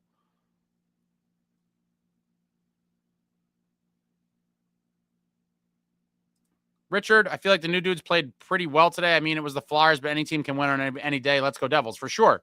And no matter where they are in the standings, Devils, Flyers, longtime rivals, always going to be fireworks. I really wanted to see Dylan fight Delorier, and I'm really pissed that McDermott wasn't in the lineup because that would have been a nice tilt.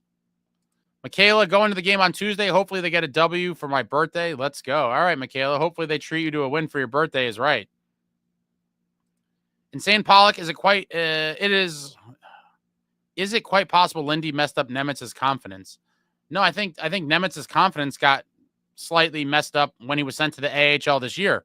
But in the end, you're a professional athlete. You can't be that soft. Like, not everything's going to be smooth sailing. I'm sure he thought after last year that he was a full-time NHLer for good.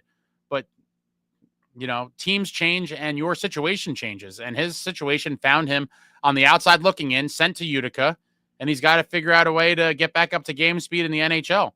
Jack, should this team get in the postseason, they may get Siegenthaler back. Hamilton will be back by then, too.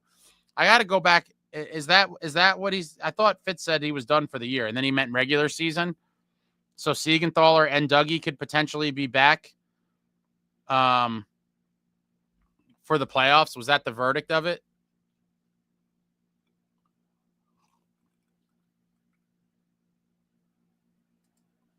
Gary, I think it's time for the organization to look really hard at bringing back Scott Stevens in a defensive coaching role. In my humble opinion, great for the boys to learn from the best. Obviously, when you could get a legend like Scott Stevens anywhere near your team, it'd be phenomenal, especially for us longtime fans. The reality is I don't think Scott Stevens wants anything to do with it, to be honest. I think he's enjoying retirement. I believe he's a grandfather now, and he's just living the life. I don't think, he gave a huge chunk of his life to hockey. He doesn't need money, and so I don't think he really has that desire to be in a role like that. I think he's just happy with what he's doing, which is chilling.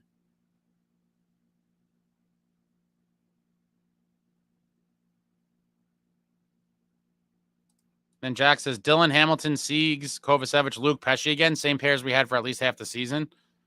Who knows? Who knows? Stanley says, Boozeface has friends and family running interference for him over here. It's possible. Razorblade Popsicles. My girlfriend got me into hockey. She's a huge Devils fan and has been heartbroken about the recent games. At least we still have the Golden Knights out here. Well, we finally broke the losing streak, and hopefully this is a little springboard to better times. And that the team could put a little string together. Would love to see it. Kenny, I live in Florida. Always got the shorts on going to the Devils games in Tampa. Yeah, very nice. You're going to Amalie Arena in the shorts. I wish New Jersey was a warm weather climate all year round. Obviously, it's not. And even sometimes in early fall and winter, it's just brick freezing. But I always loved the rare playoff game in the shorts. Last playoff game I was at was the Devils' last playoff game. The last game they played, the last home playoff game was Game 4 against the Hurricanes. Went with my buddy Jordan and watched VTech get lit up. I wanted Schmid back in the net for that one so bad. It wouldn't have made a big difference on the series. The Canes had our number, but yeah, VTech got lit up in that Game 4. It was disappointing.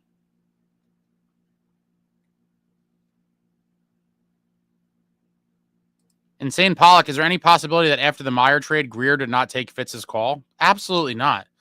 There's no GMs. There's no GMs that aren't going to answer calls of other GMs. That's their job. Making deals is their job.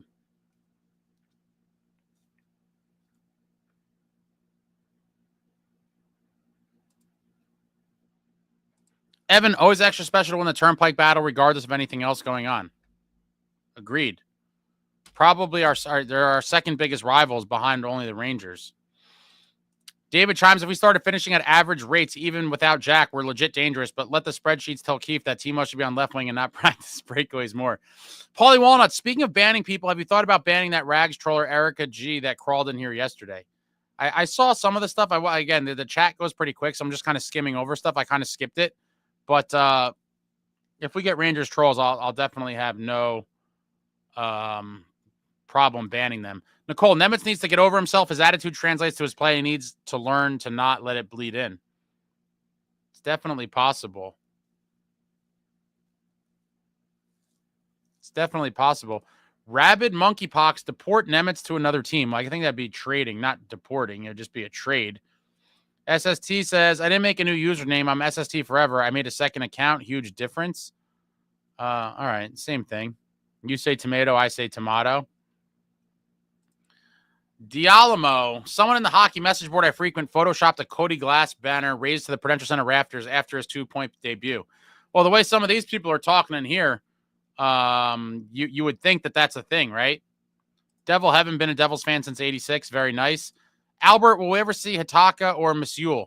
Musial got traded to Boston for, I think it was like McLaughlin or something. But Musial was another guy I was talking about, a few weeks ago, that of a potential guy that could be brought up along with Villain and Hataka. I thought would have been the most likely of all of them.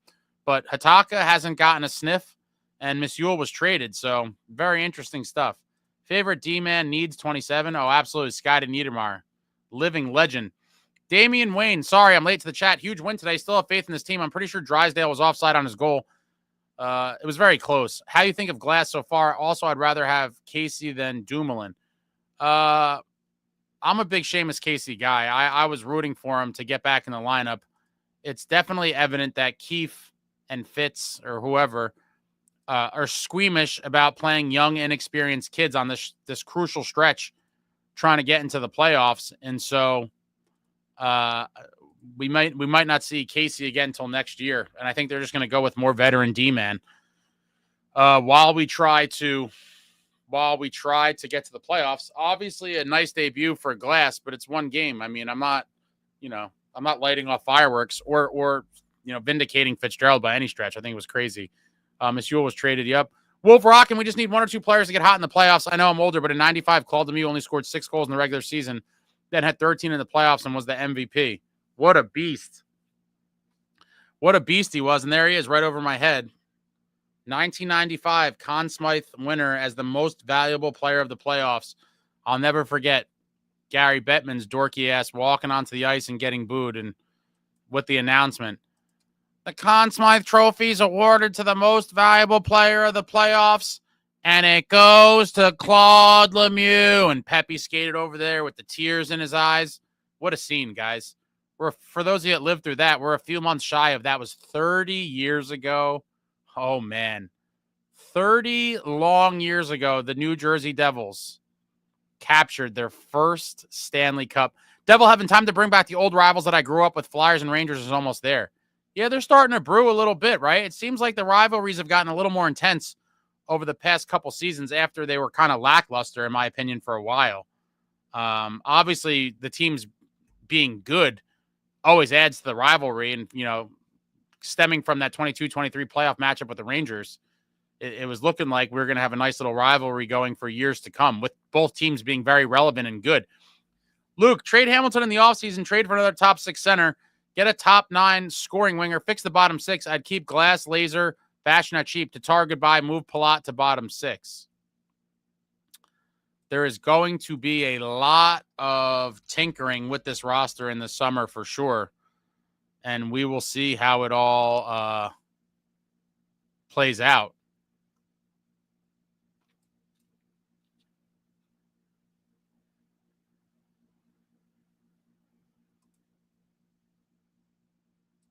Glass reminds me of a Travis Zajac. Wow, way too early for me to even give a Travis Zajac comparison. Michael S., even more important than scoring, I want to see the new guys hustle. Always want to see the hustle. Jim Bean, great debuts for Glass and Sprong. I hope I am sorely mistaken for being a doomer about our deadline moves. Even if they turn out to be great, Bean, that doesn't make you mistaken. Those are underwhelming transactions for what the team themselves most likely and the fan base was expecting. If they pan out to work somewhat, it doesn't change anything. It's not vindication whatsoever. Jack McCabe, when's the last time this team had a center that was 6'3"? You know what? It's funny. 6'3"? You remember David Steckel, the guy we got from the Capitals when we traded Arnott there? He was a monster. That was like, 10, 12 years ago? More than that even. Steckel. Oh, my God. That was 2010-11. He was a big boy. There had to have been at least one after that. That's one that pops in my head right now, but there had to be another one. Devil Heaven 77. All you new Devs fans are going to learn something on this chat and proud history. Oh, Devil Heaven. I don't know. I've seen your name around too often. Maybe you're a newer one around here, but myself and some of the other old timers go down memory lane and talk about the glory days probably way more often than the newer fans care to hear. Evan, can we get production from Sprong if he regains some of his form from the Seattle-Detroit play? He's a sharpshooter, could put it in net. Fingers crossed on some of this. Excellent impression. Thanks. Johnny K, don't do the Bettman voice. My brother does that with Jaguar BS when Marty got shafted. Oh, boy, you guys are trying to razz me up over here. I could go on and on about the great Martin Brodeur snubbing for the Conn Smythe in 2003. One of the biggest farces in the history of the NHL. God, that was a joke. 7 shutouts and ridiculous numbers to go with it, along with, obviously, the Stanley Cup. Wild. Paulie Walnuts, 1995. That was the year I got married. Nice. So I hope you're getting your wife something nice for your 30th anniversary if it didn't already pass.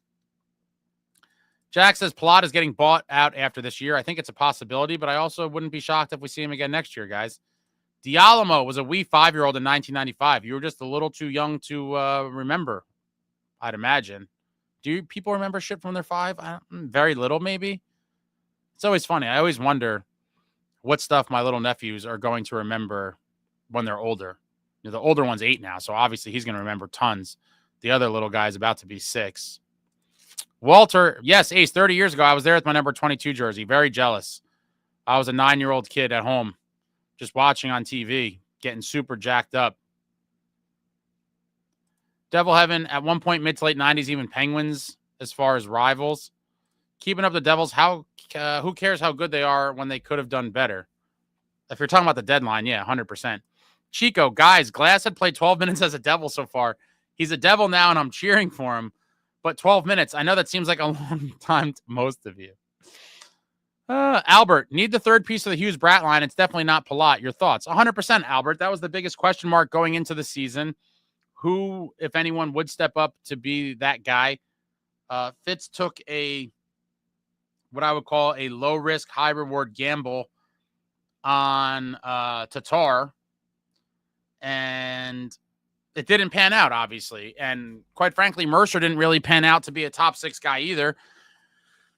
And so we head into next season looking for, that's got to be priority number 1. I feel very good about the defense and the goaltending. With Markey here, the defense could be one of many different combinations, permutations, but we have plenty of defenders to have a very solid defensive core, solid in net. And so the only questions now remain, what is going to become of this forward group? The bottom 6 needs a near gut renovation, but the biggest one single impact player will come down to the top 6. Who could we bring in to be that real top 6 guy? And I was hoping to maybe get one at the deadline, obviously. Didn't happen. The offseason, that's got to be priority number 1. With goaltending and defense set, we have some work to do on the bottom 6, and that top 6 guy's got to come in. Jack and Jesper have been kind of, I'm not going to say they've been bogged down per se by Palat, but clearly, he is not the ideal line mate with elite playmakers, whether it's Jack and Bratter or not. Even if they are split up inevitably, I would like to see them together.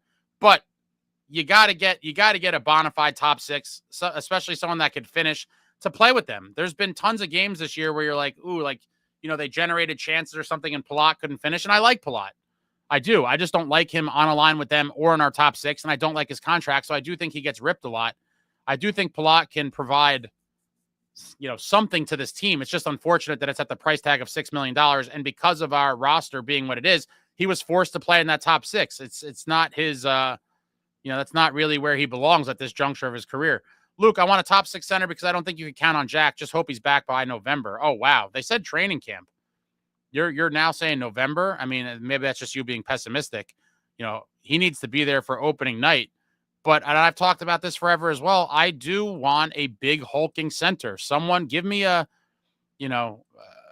poor man's Jason Arnott. There's something to be said about the power, just the big boy centers, and we haven't really had one in a while. It is true, and I would like to see one. Jack says Lazar, Bastion, Tatar, Palat, Dowling will all be gone after this year. No ifs, ands, or buts about it. I wouldn't be surprised if 1 or 2 of them somehow make it one way or another. 1 or 2 of them wouldn't shock me. All of them obviously cannot and will not be back. Jack, need a legit guy in Jack's wing that could be a center too in case he needs to take a face-off. That would be nice. Luke, if we're doing glory days, we got to do a call-in. Devil Heaven 77, the A-line crash line. Richard, I was born in 63. Danico gave me 2 tickets in 86 at a gig at LT's. What is LT's? Is that like an old school bar or something? Yeah, prior to his issues with booze, but trying to build a fan base, and I've been with them ever since. Isn't it amazing? I've told this abbreviated versions of the story, but essentially, Richard, Ken Danico, I was a very casual hockey fan, but Ken Danico led to me being a diehard Devils fan for life in a somewhat similar scenario, but the childhood version. But Kenny Danico single-handedly, right? I mean, I wonder how many people have stories like this. You don't get the name Mr. Devil for no reason. Shout out to Kenny Danico, number 3, Mr. Devil, absolute legend on and off the ice. One of the nicest guys you could ever meet. He's probably taken more photos and signed more autographs for people than anyone in the history of sports. And what a great ambassador for the team. And he is the reason for many fans, I'm sure, including myself. But that's a great story, Richard. But I want to know, what is LT's? Jack says, Luke, Jack should be back for the start of the season.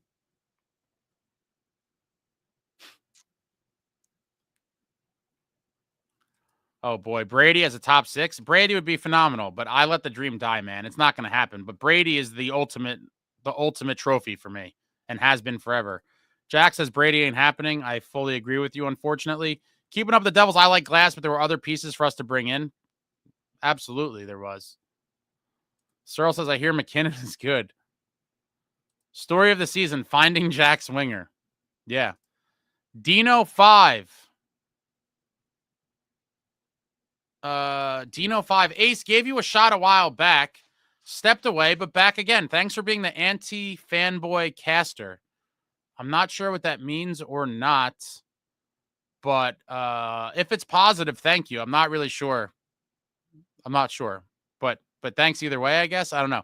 Wasted Youth Caper. Good win, Ace. Last night I watched the Devils eliminating the Caps that sent them to the Eastern Finals in 1988. Have a playoff like Burke had that year and watch out for the Devils. Oh, you're going way back. You're going way back to the early Dano days. Man, due to my age, obviously, I skipped over the first kind of dark years of the Devils. And again, because of timing, because of my age, became a Devils fan right as they started to emerge. And it's been a painful 12 years for all of us long-term fans now. recent times have been pretty painful. Devil Heaven strong as a nascent sniper. Walter, I agree we might be able to grit out a playoff series, but this team's commitment to play that style consistently is why we are probably out after one series. Come on, man. We didn't even get there yet. Let's just be positive and hope to get into the playoffs and hope to steal some series. One game at a time. Samuel, thinking Cotter's the best we have right now is Nico's winger. Not what I want, but what we have. Well, it would start with them putting Cotter in the lineup. I did think it was a bit stunning when I saw him healthy scratched. I don't agree with it. I like what he brings. One of our only guys that plays heavy every night, leads the team in hits. I'm a Cotter fan. Ace needs a big man to tuck him in at night. What the hell is that about, Chico? Garrett, my biggest fear is we make the playoffs and ownership praises Fitz. At this point, I don't even think it matters. I think Fitz is safe no matter what. A lot of people are super diabolical, and we're like, maybe we should root to miss the playoffs so that he gets canned. And I'm like, I would never root to miss the playoffs regardless. Even if they told me they would can him, if we didn't ahead of time, I would still say I'd rather make the playoffs and be stuck with him than to miss. But I don't think his job security is on the line regardless. Searle Sprong is 5th in even strength scoring per hours from 22-23 season to 23-24. I don't care about this shit, Searle. I mean, great. Let's, get it done. I'm not going to get excited about some of these analytics. Dino5 says, get rid of Kate and Megan. That's the real problem right there. That's the executives. Maybe they're part of the problem. I don't think in and of itself that they're the problem. I think it's just the overall reliance of the Devils on analytics, which they probably are a part of, but I'm not going to single them out. It's just the over reliance on analytics in general, in my opinion. Collect records. LT's was Lawrence Taylor's restaurant sports bar up by the Meadowlands. Oh man, I wish I was old enough for that shit. That had to be, for any of you that were lucky enough to go there during that time, that had to be phenomenal, man. I can't even fathom Lawrence Taylor's place with Kenny Danico in the late 80s. Whew, we might need some testimonials about that era. Johnny K, LT's was legendary. Lawrence Taylor's bar in 17, some good Devils parties after cup wins, lots of shenanigans there. Man, I'm super jealous of all of you right now. If I could take a time machine back to anywhere, anytime, LT's bar with the Devils and Kenny D back in the day would be high on my list, for sure. Absolutely, for sure. Evan, Ace, thoughts on who you might like to see if ownership moves on from Fitzy somehow? Also, a guy would like to pry free from Kings, Adrian Kempe next season, final year in his current deal, new GM. Someone asked this before. Honestly, I don't have a wish list for a new GM.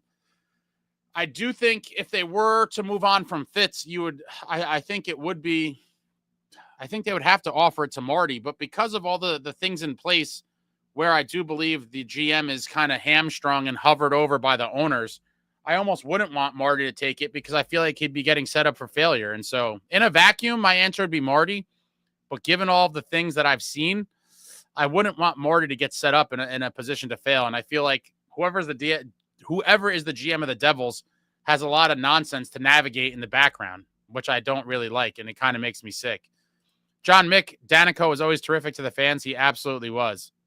Total legend. Luke, they said Hall would be out a month. Then his knee fell off. Devils heaven. I would have loved O'Reilly a couple of years at 4.5. He was super high on my list as well. A winner. Got some grit to him. He was super high on my wish list for sure. Paul Zinksy, here's my story. In 1996, I was 8 and sick in the hospital. John McClain called me in the hospital. If I wasn't a lifelong fan before, I was then. Yeah, man. Little things that go a long way.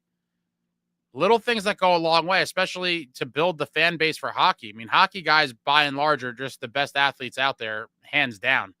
And I'm sure I have millions of stories of my own, and I'm sure tons of you do as well. Albert, can the Devils analytic team somehow find somewhere another Tom Wilson type? I would love to see it. That would be amazing. Would love to see a Tom Wilson type. Tom Wilson is an absolute animal. Who wouldn't want a team like that, a guy like that on your team? Wolf Rockin', this is why I watch everything you do, Ace. The stories of the glory years always brings a tear to my eye. I absolutely love that 95 team that had to win every series on the road. What a team. Let's go Devils. What a team. That's right. Road Warriors, the 95 Cup champion Devils. I'm going to do a bunch of stuff kind of around the 30th anniversary of that 1995 Cup win. But on the road in Boston to start the series, get the job done. On the road in Pittsburgh, get the job done. On the road in the conference finals against the Flyers, get the job done. And then obviously going on the road against the mighty Detroit Red Wings before sweeping them in a just a made quick work of them in 4 games and hoisted our first Stanley Cup. How insane. Michael S., those dark early days made the decade of winning all the more sweet. Yeah, I was fortunate to just kind of miss all that. I guess it would have made it sweeter for me at the time too. And you did see some, the growth of certain players and all of that and being a new franchise. But I was a little spoiled. I kind of got fast-tracked into victory. And then since that time, it's just been torture. Brett, I've been traumatized by this week. Feels good to beat Philly. They've got some punchable faces. Devil Heaven 77, what are season tickets going for now? So based on what someone said in the pregame, it seems like around 1,800-ish is the cheapest seat cheapest seat for the season. So it's probably breaks down to about $45 a game or so. Chico, a big man. I walked away and came back to hear you ranting about wanting some big centers, some big men. Yeah, I do, Chico. Some big centers. LJ, back to Quinn and the obsession. I would actually only want him via trade, assuming Jack is healthy at the time. Otherwise, you have to go long-term on Hughes times 3. Doesn't leave a lot of money. I just can't see it. I'm not one of these people obsessed with the idea of all 3 Hughes brothers. And, down the line, they're all going to be making a ton of money. And so I just don't see how viable it is. But there's so much time between then and now. We'll find out. David Chimes, we could beat the Canes in the playoffs 2-2 this season. Better goalies and blue line. Canes sold at deadline. If only Boozeface got a credible 2C, but he's Boozeface. Oh, man. Dino 5. Yes, Ace, the anti-fanboy comment is a compliment. Okay, thank you.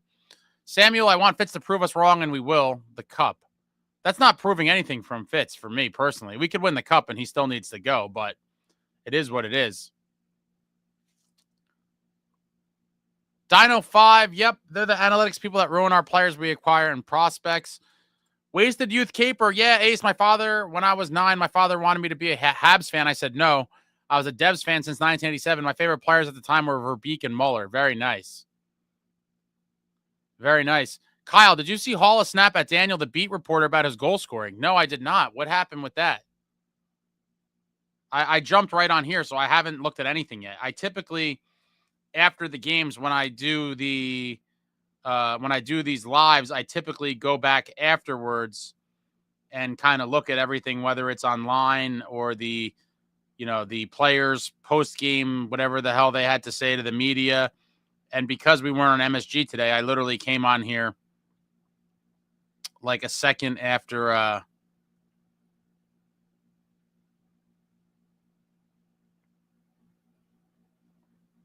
I came on here a second after. What happened with Daniel?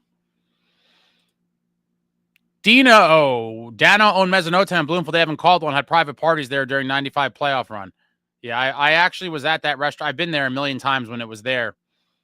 That's actually where I met Dano for the first time, and a huge part of how I became a lifelong diehard fan was at Mezzanote. I did go to the cup parties they had there, and what a great place. Met so many players there over the years. I have very fond memories of that place. A core childhood memories at that restaurant.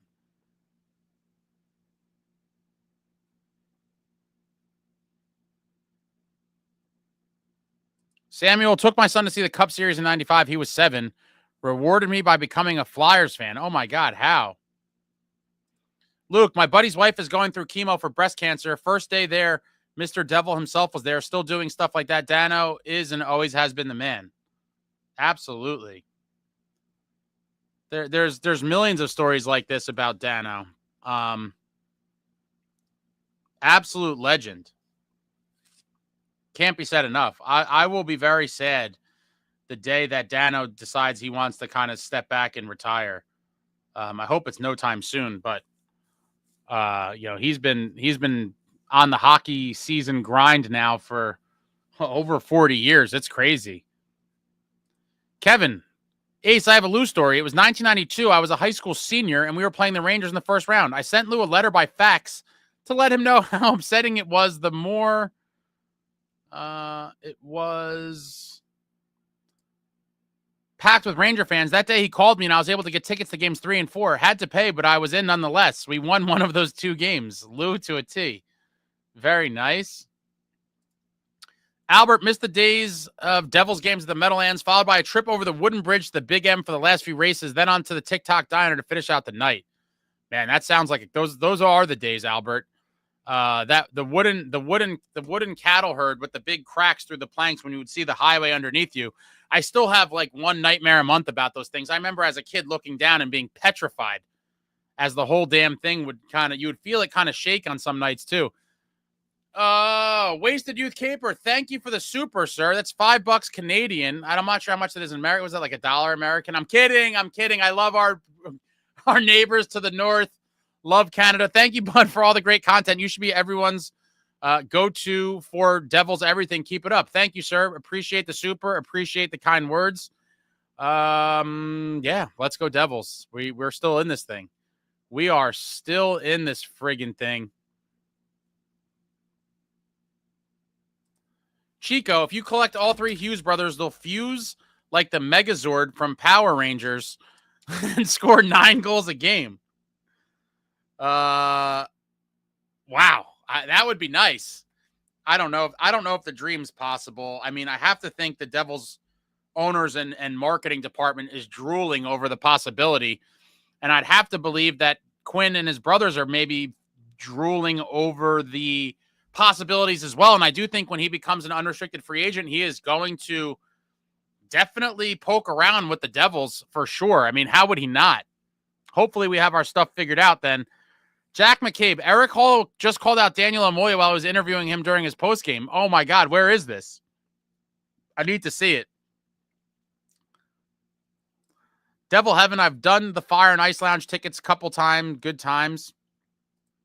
Jack says he called him out for calling him out about his goal scoring. I see both sides to it. I would never you guys know me with players. I typically don't do that stuff with players because I just think, enough of other people do it. Like I'll say someone's struggling, but I really don't want to harp on individual guys. That's just how I am. No one wants to be going through a shitty time. And so I don't really like to do that stuff. They're human beings, man, and it hurts. And I guess it's really gotten to him. And I guess Daniel was ragging on him and he said something, but I'm very excited to see that. Richard, Ace went to a Gold Circle dinner and Steven sat at our table. He was dressed like a librarian with the glasses and a vest. He was great. And then that same nice guy leveled the crap out of Ty Domi. Yeah. Scott Stevens looked like a scholar off the ice. You would never know that he was an absolute assassin. Collect records. LTs in the 80s ruled. I was a kid, but some of the 86 Mets were there and signed autographs. Dwight Gooden told my cousins and I, stay away from drugs until you're older. Dude, that's hilarious. It wasn't a blanket, stay away from drugs. It was stay away from drugs until you're older. That is hilarious. Chico, the hate for analytics always cracks me up. It's just more counting, guys. It's like saying, nah, Ovi's not close to Gretzky because I've only seen him score 43 career goals. Come on, Chico. There's a huge difference. There's a huge difference between actual production and all the nonsense analytics. That's not fair. One is things that actually happened, and one is, things that should happen. And, the analytics has gotten out of control. I'll never back away from that. Martin says, if the Devils win the cup, I'm firing Ace. Well, it's a great thing that you have the ability to do absolutely nothing, Martin. Mark, Ace, I see Glass scored in his first game as a Devil. So did Bobby Farnham. Let's temper our expectations. Mark, my expectations are fully tempered. It's the people trying to flame me about Fitzgerald or whatever. Great start for him. Great start to his Devils career. Goal on his first shot as a Devil in a huge win. Love to see it. But my expectations for him as well as the team remain what they were. Every day is a winding road, hoping for the best. I'll be here cheering till the very end. Devils Heaven 77. My first Devils game, 87, Brendan Byrne Arena versus St. Louis. Very nice. Paul, I've been to Mezzanotte a few times as a kid. Such good memories. The best memories. Some of my best childhood memories at Mezzanotte. Met so many guys there over the years as a kid. It's a shame that that place didn't stick around longer. They had a nice run, but one of the ultimate Devils hangouts during that era. Kyle, Daniel asked him, is the defensive game more important now with players? Halla snapped back and said, you already know the answer since you've been chirping about my goal scoring. Oh, man. I can't wait to see it. Kyle, good for Daniel, though. Feels like a real reporter. He's the closest thing to a real reporter there is, for sure. He might be one of the only people in there that's not on the Devils or MSG payroll, and they all walk around lobbing up the same softball questions. Good for him for asking hard questions. It sucks that he got called out for calling him out, but it is what it is. This is the nature of the beast. Troy Machine, who wasn't chirping about Halla's scoring, though. Yeah, I see both sides of it, man. John, I don't know if anyone has said this yet, but make sure y'all are hitting the like button, not only for Ace, but for your win of the New Jersey Devils. Thanks, John. I always forget. Hit the button for your boy. Devil Heaven 77, I like the positive attitude, Ace. Keep it up, brother. Oh, I try to stay positive. I try to. Sometimes I get beaten down, but I am trying to stay as positive as possible. Johnny K, yes, the Cattle Bridge, a bunch of drunk lunatics banging on the middle sides after a win with Let's Go Devils chants. Wasted Caperit's about $3. Yeah, the damn conversion rate. Brandon, Devils posted it. Daniel asked only about one goal allowed, and he said, I don't know. You tell me. You've been ripping on my goal scoring. Oh, I'm looking forward to watching that later. Captain Mafungo, what's up? The bridge was the best. Fans would get all amped up and walking to the arena for sure. Brett, my dad used to call that crazy bridge over the highway the Ho Chi Minh Trail. I didn't understand that until history class a few years later, the days before Google. Isn't it crazy that we grew up without Google? Pretty wild.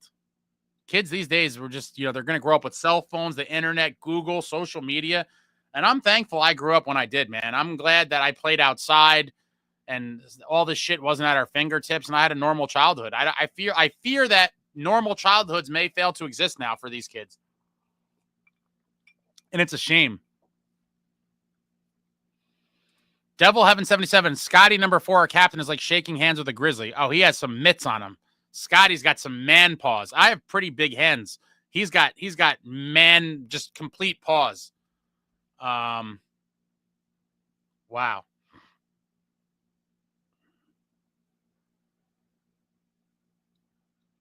Shout out to Stick Figs, a regular here. He just texted me a headline from, I'll read this later.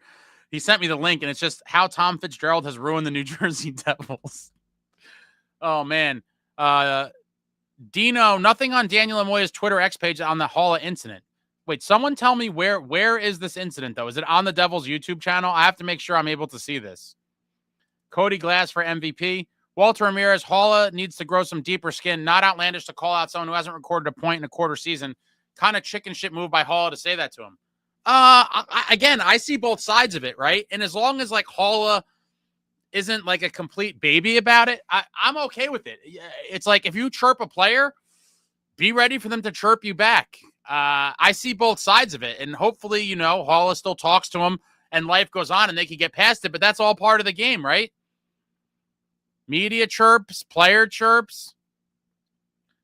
Chico, let's take expected goals. All it really is calculating high danger chances, basically an evolved shot stat, good info to have.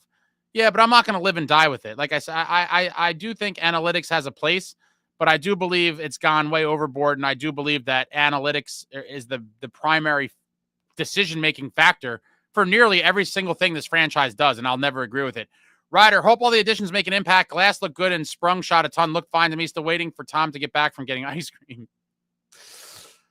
Oh, man. Paulie Walnuts going to the game Tuesday and we'll be in the M Lounge. If I remember correctly, Ace's advice is to stay away from anything healthy. That's always my motto in those situations. Just key off on the carving station and everything with the pump cheese. You dip the tenders in there. Man, it's a dangerous place. Walter, the Cattle Walk Bridge, missed those days. Devil Heaven 77, Ace, what's going on with the old Continental Airlines Arena? I believe it's like a sound stage and like studio setup. So I think a lot of bands will, like, before they go on a tour, they'll use the arena to like practice. I think they might film some shit in there. It's kind of like a studio space. And, as far as I know, I don't think they have anything with the public anymore. I think it's just kind of like, do they still have events there? Let me just double check. I don't think they do. I'm pretty sure it's just like a full-time studio venue for filming and like tour practice. Yeah, it's shut down. Richard, so many great players and great times this organization, but I always liked when we threw Cam Jansen out there to fight. Love Cam Jansen, Richard. If you haven't seen it, check out on my channel. I did an interview with Cam Jansen recently. The first 2 parts are on the channel now. The third part will be coming out soon.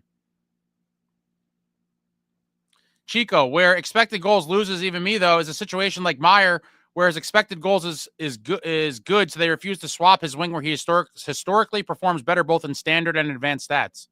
Yeah. It's like, there you go. And then actual stats of it, the actual production. Ignored. It's interesting, right? They use it when they want, situationally, when it supports whatever they're trying to do.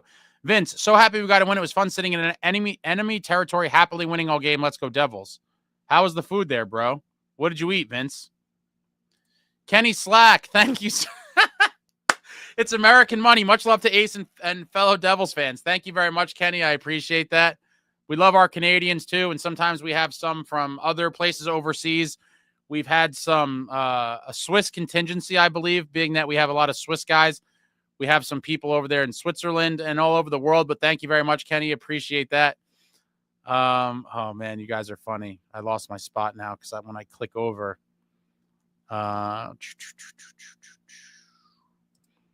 Brandon, the 2 games versus Columbus are going to be the biggest games of the season. Absolutely. Absolutely biggest games of the season, and Tuesday night's a massive one. I'm fired up for it already. They got to come out on fire. Louis, this is the second time Hall has gotten snippy about someone asking him about his scoring. He did it his first year, too. Think he snapped at Novo. It's kind of the unfortunate part that sometimes you got to ask the hard questions. But I'm very curious to see this exchange now. Benjamin, I remember how the occasional dropped butt would set the planks on fire. Oh, my God. I never saw one of those. But, yeah, it was like an old boardwalk. It was like old boardwalk, rickety wood. I'm surprised the whole thing never burned down from something like that. Devil Heaven 77, the old days were amazing. Raised in the 80s wouldn't have changed a thing. I'm with you, man. I am right there with you. Brandon, yes, the Hall interviews on the Devils YouTube channel. Glass, Hall, and Keith speak after a 3-1 win over the Flyers. I'm very excited for it. LJ just said I watch. It's on the Devils channel. Okay, so I'll definitely check it out. Dino. Others are saying it's him. Third parties are. It does sound like Daniel asking him, though. I mean, his voice is very distinct, so I'll know right away. And if everyone's saying it's him, I'm sure it is. Kyle, I know it's crazy to think about, but would you consider starting Allen Tuesday? He's clearly feeling hot right now, and in his last game, he has a .923 save percentage. No, I got to go with Markey. You got to go back to Markey. Got to go back to Markey. He's got to get in a groove before the playoffs, and he still, unfortunately, doesn't have a win since coming back from the injury because the team has just been playing like crap.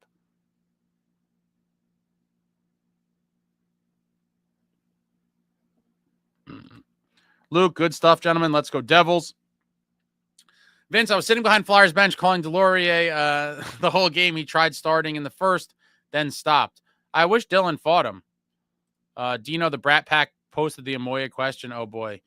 Joe K to East, get the honey. Johnny K. Hall has always been salty. He's there when things were good, but kind of a dick when called out. I can remember him being talked to in the locker room since last year. Louis, these guys are hilarious. They're totally okay taking the big paychecks, but then can't hear any criticism about not contributing. Imagine if regular people dealt with that. It's a different world, man. Mark says, Glass, Hall, and Mercer score. This is the blind squirrel finding a nut game. Devil Heaven 99 at Continental playoff versus Ottawa. Great time in the old parking lot. Oh, man, I've had so many epic times in there, and it was a bittersweet. It was a bittersweet time at the Stadium Series because it was just a reminder of everything that was taken away from us. But it was a great time nonetheless at MetLife Stadium in the shadows of the old barn. Great times there. Samuel, I remember going to see the New Jersey Rock and Rollers in Continental. What an era that was. Professional roller hockey. Vince, I just went to Shake Shack and got a burger. I'm more in it for the beer and Oh, boy. It's on the Devils YouTube. Devil Heaven. I remember when it was going to be Jersey City or Hoboken for the arena instead of Newark. I wish that was the case. I hate Newark, but it is what it is. James, Ace, I just bought my first Devils Authentic jersey. You know who's on the back. It's Jack, baby. Which jersey did you get, James? Chico, I just watched the Hall clip. He's being a bitch, in my opinion. Just comes off passive-aggressive, like he's been holding on to that until he finally scored. Devil Heaven 77. I love the accountability that is now expected of this team. Phillips doesn't want to order a Cody Glass jersey right now. I would pump the brakes on that, my guy. I know some people are probably getting the tattoos.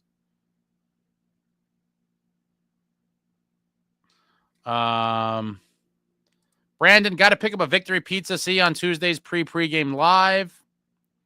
Jeff could probably buy the game worn for about the same price. Devil Heaven, too bad Big Mac didn't drop him Delorier. Too bad Big Mac wasn't in the lineup. It's a shame that they didn't play him. This was a game where I thought he 100% deserved to play and should have been in the lineup. We've had some little battles with the Flyers already this season, and it's a shame that McDermott wasn't out there to take care of business. I'm sure he would have loved to smash Delorier's face in. Chico, you don't want to get chirped? Do better than a point in 5 months. Simple as that. If you turn around and the second you score, you go, nah, you're just a punk. I get both sides of it, though, man. Imagine being a pro athlete and there's this kid, roasting you online, and it's like, great, I haven't scored in the NHL, but it's like, I'm in the NHL and you're just tweeting shit. So you have to, I understand both sides of it, and that's why I find it entertaining, and hopefully it's not like a long-standing kind of thing, but I totally understand both sides of it.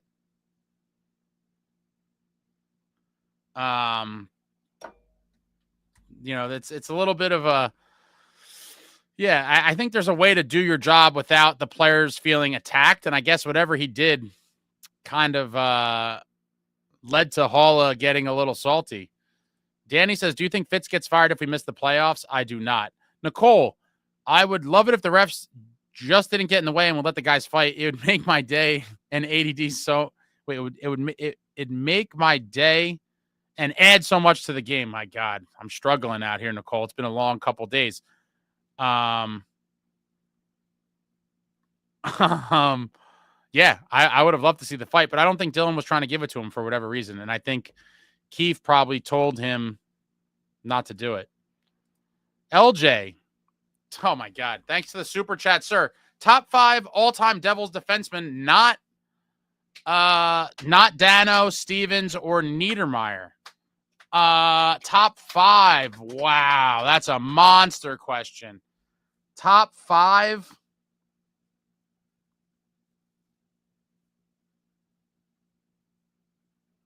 I'm going to come back to that in a minute. I'm going to come back to that in 1 minute, LJ. I got to think on that. Chico, it's like that kid on the playground who'd bug you all day until you snapped and then run to his older brother. Oh, James, the black home jersey. Nice. Insane Pollock. Hall deserves it. He's been MIA for half the season. Marks is going to need Mack in there against CBJ. Olivier's a beast. Oh, baby. I forgot about Olivier. That could be a super, super heavyweight tilt. Looking like McDermott on the ice. I just watched the clip, and it's hilarious. Halla comes off mad fragile to me. Oh, boy. Vince. Sorry, Ace. I'll be a... I don't know. What is PG moving forward? What does that mean?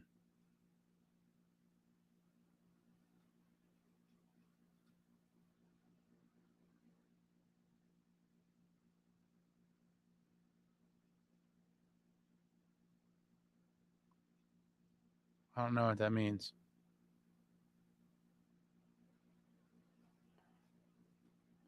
I love your channel, homie. Thanks, man. I was trying to figure out what that is, but I'm just getting lost in the comments right now. Ace, how many ice cubes in your Dirty Devil? It's actually 1. I have those those ball ices, so it's like one big one. So it's just one big one. It's getting small now. I've been nursing this thing actually. It's too early to be like sauced right now. I have a lot of things to do, but one big ball. I go with the ball ice. All right, back to LJ. Top 5 all-time Devils defensemen, not the retired legends. Some of these people won't have, Brian Rafalski, 100% on my list. I'm going Rafalski.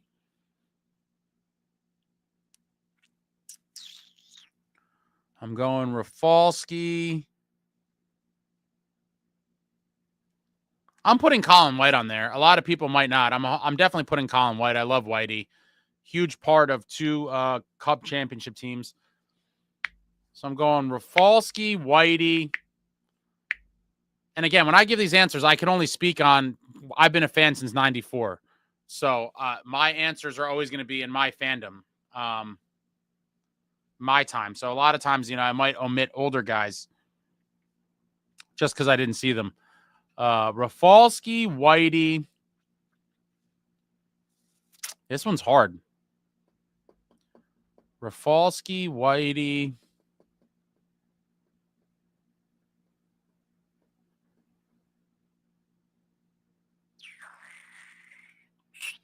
I mean, a lot of people would probably put Bruce Driver on there.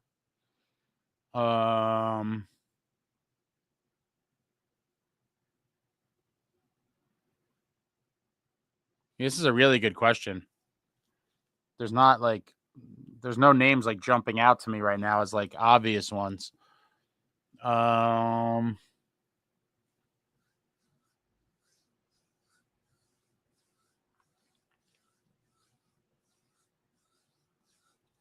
thinking.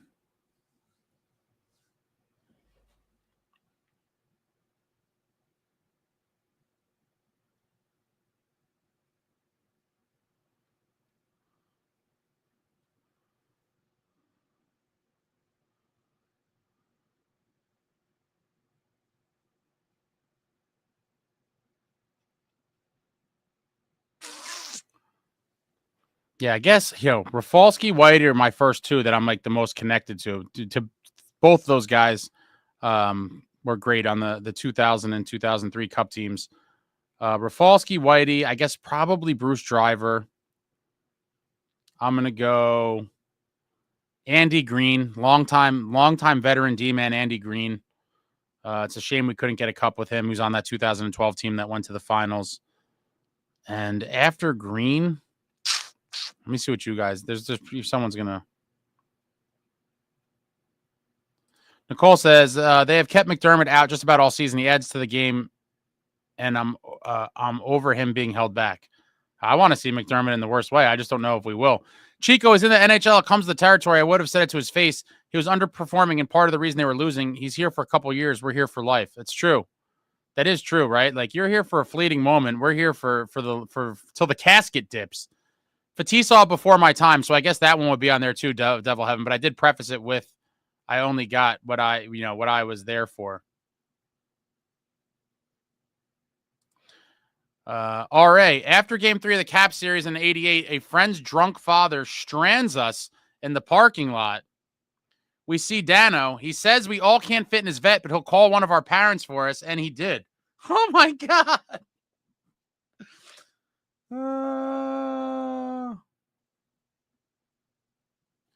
That is another legendary. I might have to do a show on just the legendary stories of Kenny D. I might just do the Dano hour and everyone just tell their legendary Dano stories. That is absolutely amazing, RA. Mark, what Rafalski and White got to be 2 of those top 5. Yeah, those are the ones that come to my mind right away. Fetisov, Rafalski again. Fetisov before my time. Oh, you skipped my bad words. Yeah. I try to keep it as clean as possible. Sometimes I lose my mind. Yeah, I wasn't thinking. I was thinking like in hockey terms. Obviously, PG like the movie. I got it. Mark Costanza, maybe not top 5, but Volchenkov was great too. I don't know about, great. John Fay, I think they're going to try to have people like Mac, Dylan, Covey, and Pesci ask Keefe to drop the gloves like what Rempe does with his stupid coach. It's terrible.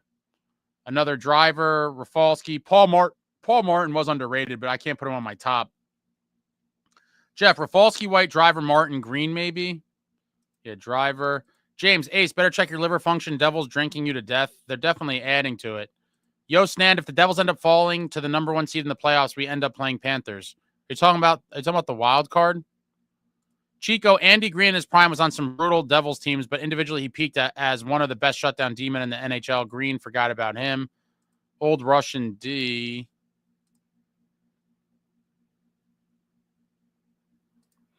SST says Rafalski, White, Albaline, Green, Tverdovsky. Tverdovsky was here for a fleeting moment. David Chime says Green, White, Driver, Rafalski. Yeah, that's the 4 I got right now. I'm looking for a 5th. Samuel's out butchering the spelling, but Tommy Albaline. James, Jack Hughes will be the greatest Devil of all time, going to break every single record and win a cup. I would love to see it happen, but yeah, you got to be able to play a lot of games to break some of Patty's records. A lot of games.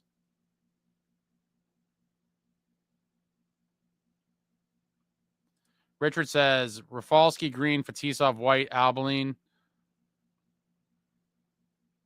Ansi Salmella.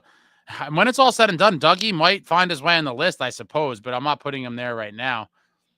Luke says this question brought me back. Wolf Rock, and this is why I say keep it soft. Telling guys not to fight or get some payback. We need an old school coach who will go all in despite what the weak ass owners want. Yeah, but it's not that simple. You know, if a mandate comes down from the top of no fighting, I mean, what are you going to do? It's a very tough situation to be in. Michael said nobody, said Bryce Salvador. James, Dennis Cholowski, did you see him completely whiff on a Flyer player? Almost led to a goal. Volch was good. Chowski, winning creates fans. I'm worried that if the team does not make a cup push in the next 3 years, the younger generation of fans could diminish. I just don't think they do great at marketing the game in general, but I think that's a hockey problem. Not so much a problem that is specific to the Devils. I think just hockey in general needs to do a better job. But, then within hockey, each team, different teams do different things. But I do think the Devils could do a lot better than they do. But I guess, I'm super, I don't know what you want to call it. I'm super demanding, I guess, in that regard, is that I expect a lot because I know a lot could be done. But what are you going to do? Ritter Engine, why can Hall be so feisty when he's, why can't Hall be as feisty when he's playing as he is talking back to reporters? I don't think it's embarrassing, but I do want to see, that clip. Luke, Stevens needs Rafalski, Driver, Dano, Green, White, Salvador until Luke Hughes takes his place. Well, part of the question was they did say not counting Stevens, Dano, and Niedermeyer. David Chimes, Luke Hughes will make the list soon. Dude is legit at both ends. I suppose he would be the next one on there. Vince, a couple beers and a win. I'm in a good mood, but I don't want to be blocked from your channel. I'm not going to block nobody. Just don't be a dick to people. That's when I block people. I don't block them just for cursing in general. When you attack people, I've only blocked one person ever, just for the record, Vince. It was a guy who had a very long leash. He was allowed to block. He was talking smack forever. I finally blocked him. And Ryan, he was blocked and made another name. That's what happened with him. Luke says Volchenkov was a pile-on for all but 1 year. Johnny K. Hall is a dick. The first game he's moved off center for Glass. He finally registers a point. First points in Thanksgiving. He's one of the main reasons why we shit the bed. We've had no 3C for months. Some of you guys are out for blood today. Rafalski and Colin White are must. Yeah, those are the first 2 guys on my list for sure. Mark, the reason I say Volchenkov was because he always gave it his all. Supposedly, Marty didn't like shot blocking. That was Volch's specialty, so he's hampered a bit. Yeah, Marty didn't want guys blocking shots. He wanted to see the shot, and he wanted it to come through. Jeff, Malikov, Bombardier, Albuin, Lukowicz, Volchenkov. That's a very, very bizarre list, I believe. Shane, remember when we were excited about Mark Fane? Oh, boy. Oh, boy. Chowski. My first Devils game ever was Scott Stevens getting his number in the rafters. That was an amazing day and showed me the amazing culture of the team at a young age. What a first game to go to. I was there in, was that in 06, I believe? I think it was in February of 06. The number 4 went to the rafters. What an unbelievable night. One I will never forget. I've been fortunate enough to attend every single Devils jersey retirement ceremony, and that was awesome. Absolutely awesome. Ryder, Jack just needs to do everything and anything Bratt does. Facts. Well, if he could squat even half of the weight that Jesper could, that'd go a long way. Jesper Bratt's got some tree trunks for legs and a thick lower body to kind of keep him upright. Joe Cade, PK Subban won a King Clancy trophy here. Oh, my God. Talk about useless factoids.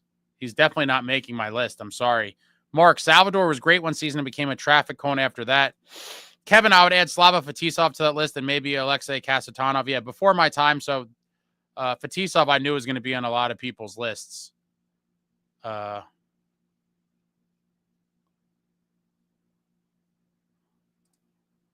Ryan says, get rid of that other name. Nicole, Jack is a great player, but to break records, needs to find a way to play consistently and not get injured. Not that it's his fault, but he needs to be able to consistently play. Yeah, I mean, some of those lists, those records that Patty have are going to be very hard to break if you can't play full seasons. Not to mention not only long seasons, but a long career. Patty was in the game for a while. You know, there's no guarantee that Jack will have another, 12 years plus in this league. I hope he does, but there's no guarantees. David, Fetisov doesn't deserve to be on the list. Playoff choker. Unacceptable weak turnover led to Mato goal. Admitted on video he had reasons not to care. Interesting. Devil Heaven trivia. Best 5 forwards of Devils history. Oh, that's a huge... are you talking about as a Devil or, their careers not on the Devils included? It's a very interesting one. Devil Heaven, Bratter looked good today, but still gun shy without Jack. I don't know. Is it gun shy or it's just, he's not playing with as good of players? Playing with Jack is a luxury that I'm sure Bratter loved to have. Keeping up with the Devils, what is it with debut players scoring? Some Canes dude just buried one. It's that new team bump. You're reinvigorated. Some guys, maybe not in the lineup or getting an opportunity. You change scenery and you're fired up. It's adrenaline. All right, exactly. Bust out the pen and paper and do whatever Bratt does, and Jack will do well. Bratter's definitely in the weight room training heavy. Chico Salvador also had brutal injury issues. He gets a pass from me. He's become a great analyst. I like Sal. For sure. I talked to him for a while at a Devils event recently as well.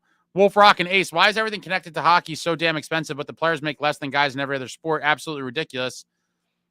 Stevens, Danico, Niedermeyer, and the great Martin Brodeur, the 4 best ever, in my opinion, Ace. Yeah. But glory days, man. Glory days. Albert, do you think Jack can build his body up in the weight room without having a negative effect on his skill? He's listed at 175, but I think he's more like 160. If he's ever healthy in the offseason, I think he could. I don't think 15 pounds on his body is asking for a lot. But who knows? That starts with him. He has to want to do that. And it has to be a main priority. And now for the second season in a row, it's not only is it can't be a priority, it's not an option. He's going to be rehabbing a surgically repaired shoulder. Ritter engines, fire fits. Eric Jelena. Oh, man, Antonino, you're going way back, too. He had a bomb of a clapper. He had a crazy slap shot, Eric Jelena. A lot of us got excited about him for a fleeting moment, too. My God. Shane, do you think Gritsuk is the missing piece or just another touted Russian that can't play the North American style? Listen, we're desperate for forward help. Do I think he's going to be some game breaker immediately here? No. And I don't want to say that I think he's going to be another touted Russian that can't play the North American style. It's always a concern for me. You hear about tons of guys, oh, this guy did this in the KHL, this and that. It doesn't always translate. There is no guarantee that he will be a good or great NHL player, but I hope for the best for him. But I don't think it's going to be this situation where he just shows up and all of a sudden it's like everything's great and he's some dominant player. There's going to be an adjustment period for sure. People are hitting on Nicole. Yes, so many thirsty people. Nicole says, my husband is literally in my profile pic. Oh, Nicole, if only it were a deterrent. Savage is going to be savages. Let's see. Jeff says somewhere in between, Shane. Yeah, that's kind of my thing. Like, couldn't he be a decent second or third liner? That'd be phenomenal. Keeping up the Devils 26 wasn't bad. Yeah, obviously, Patty, franchise legend. He ends up rehabbing all summer. Mark Costanza, I wonder if Sheldon Soria would be in your top 5 if he wasn't traded earlier in his career. Love Sheldon Soria. One of my favorites. Shout out to my buddy, Doug. Sheldon Soria was like his all-time favorite. Number 2, Sheldon Soria. He was on some interesting Devils teams between our first 2 cups as well. It's a shame that he didn't stick around to be part of that 2000 Cup team. I would have loved to see him get one with the Devils. And Johnny K is going with some obscurities here. Bombardier, Carenti, Santini, Urbaum, and Jelena. Butchering the spelling, of course. He got the middle 3 right. The middle 3.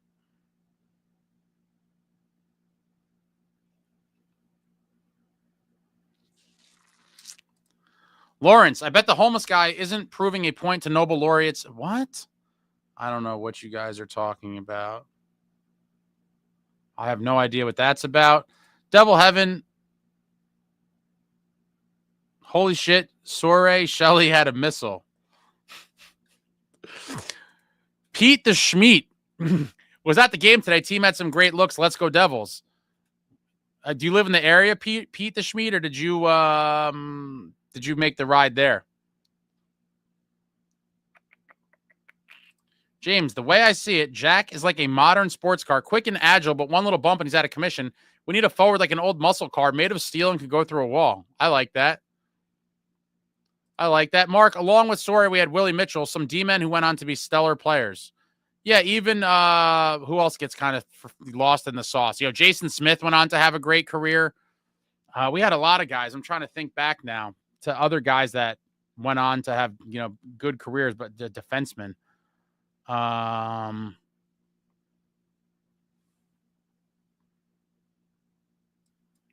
What was the best line combo ever? The best line combo ever was the A-line.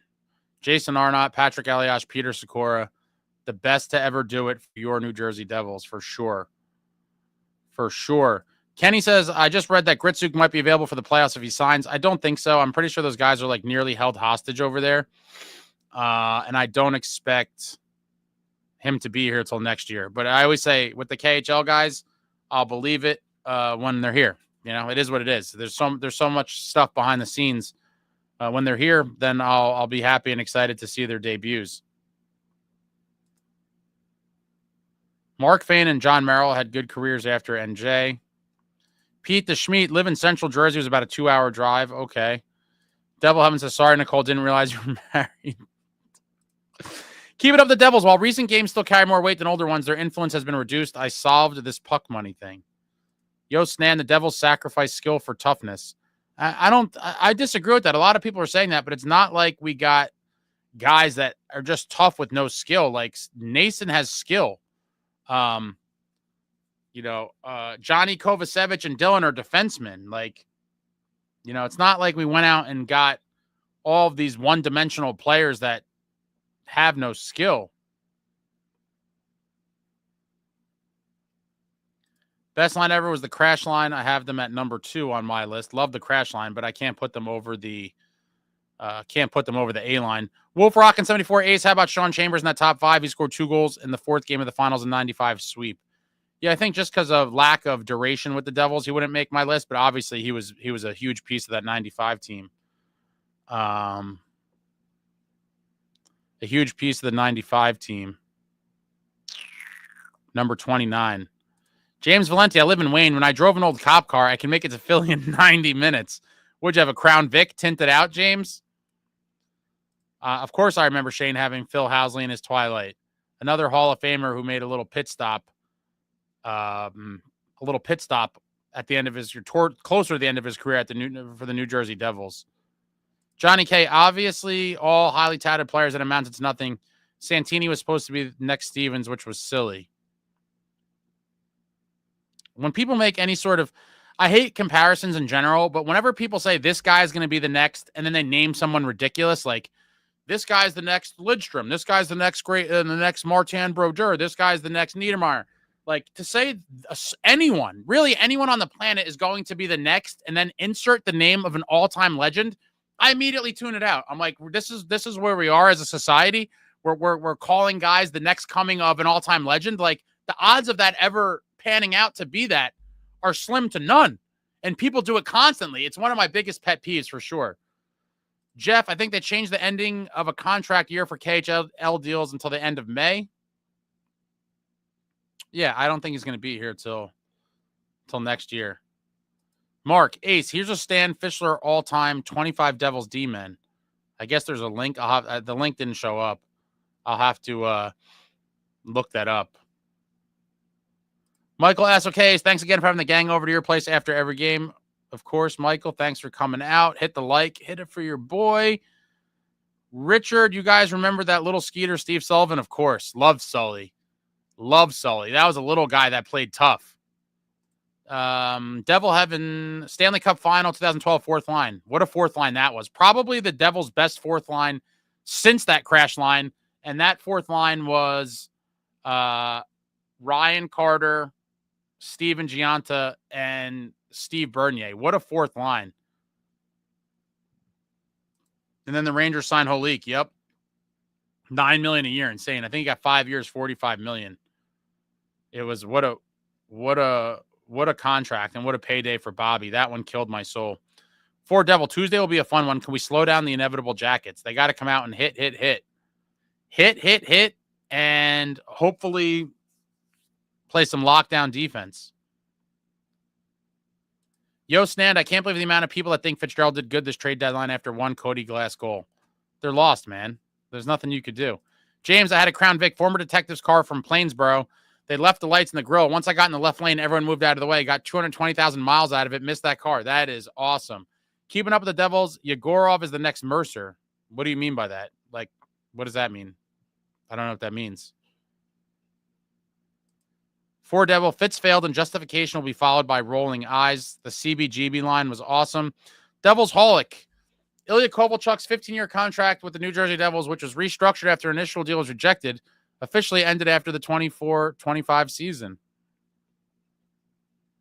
What a joke that we got penalized for that.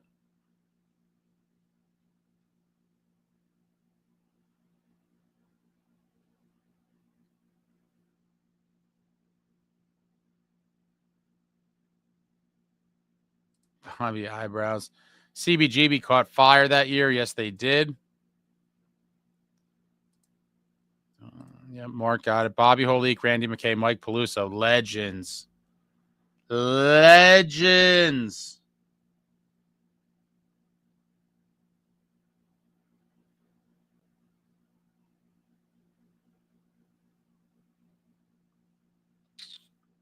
All right, guys. I got to take a quick bathroom break. You know the drill.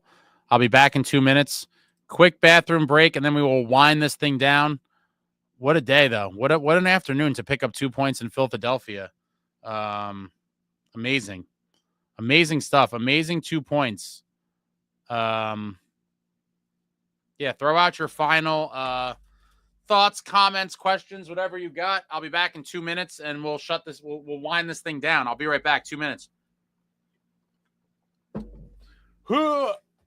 Oh, be right back.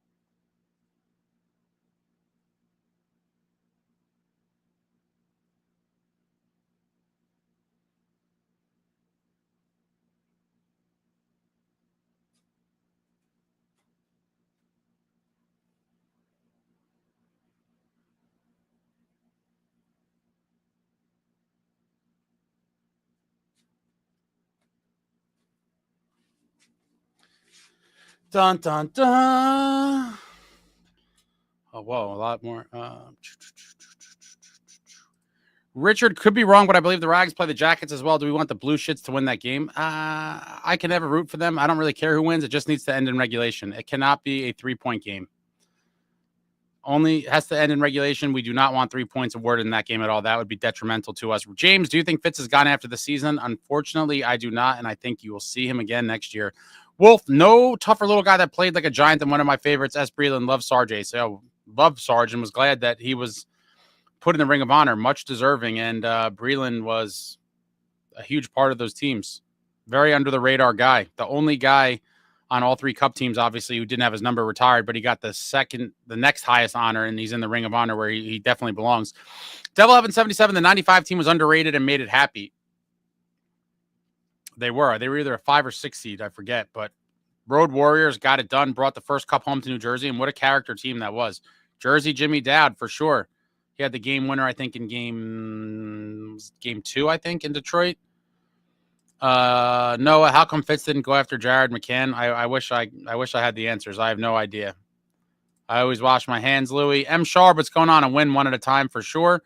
John Fay says because he's a puppet to our owners, that could be the unfortunate truth. Four Devil says, how come Fitz didn't go after anyone?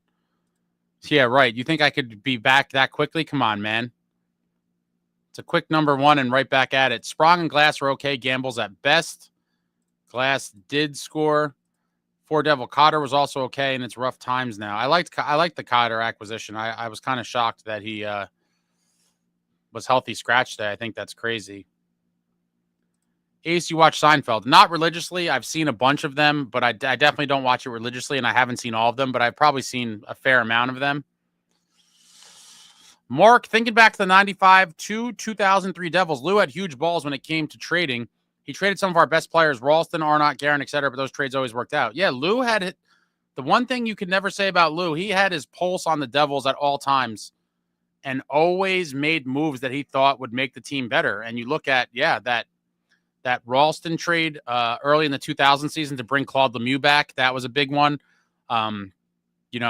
Leading up to the 2003 Cup, he traded out Jason Arnott and Randy McKay, two long-time or fairly long enough beloved Devils. Both of them were members of respect. The two greatest lines in Devils history, obviously Arnott on the A line, Randy McKay on the crash line, shipped them out for Jamie Langenbrunner and Joe Neuendijk.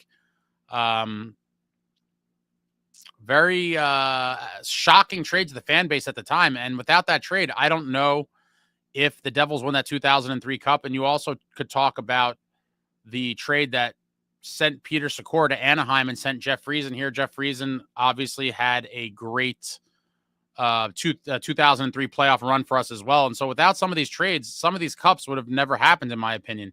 Louis Giunta was a tough, smaller guy for sure. Love me some Gio. Shout out to Brian Giunta, still the single season record holder for the New Jersey Devils with 48 goals in that 05-06 season. Devils Holic, who would be the next Ring of Honor? Lou. He should be.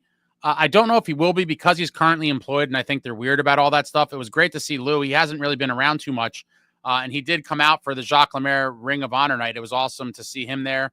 I got to talk to him for a couple of minutes at an event the night before, and Lou Lamoriello, what more can you say? Living legend.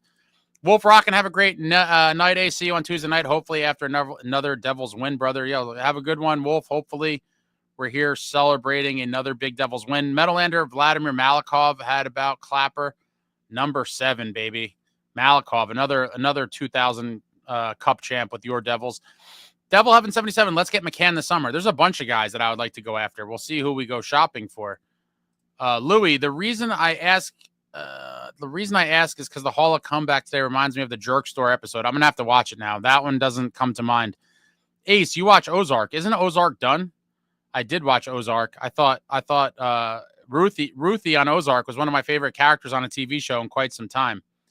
Ozark, the best series since Sopranos. I think Breaking Bad might have something to say about that, but I did enjoy Ozark a lot. But I thought Breaking Bad was pretty damn good too. Matt, Sikora and Friesen trade was huge in the 03 Cup. It absolutely was. 03, what a team. Good night, Devils Holic. Mark, Ace, do you think Breland's number should eventually be retired? No, and it will not be. That's why they put him in the Ring of Honor. Unfortunately, I think you have to really preserve retired jersey numbers for the truly, truly special players. And, I love Sarge. He was a great Devil, a longtime Devil, but I think they got it right on. They hit the nail right on the head, in my opinion, with the Ring of Honor. And they're never going to retire someone's jersey after they're in the Ring of Honor. Essentially, getting put in the Ring of Honor means you're not getting your jersey retired, essentially.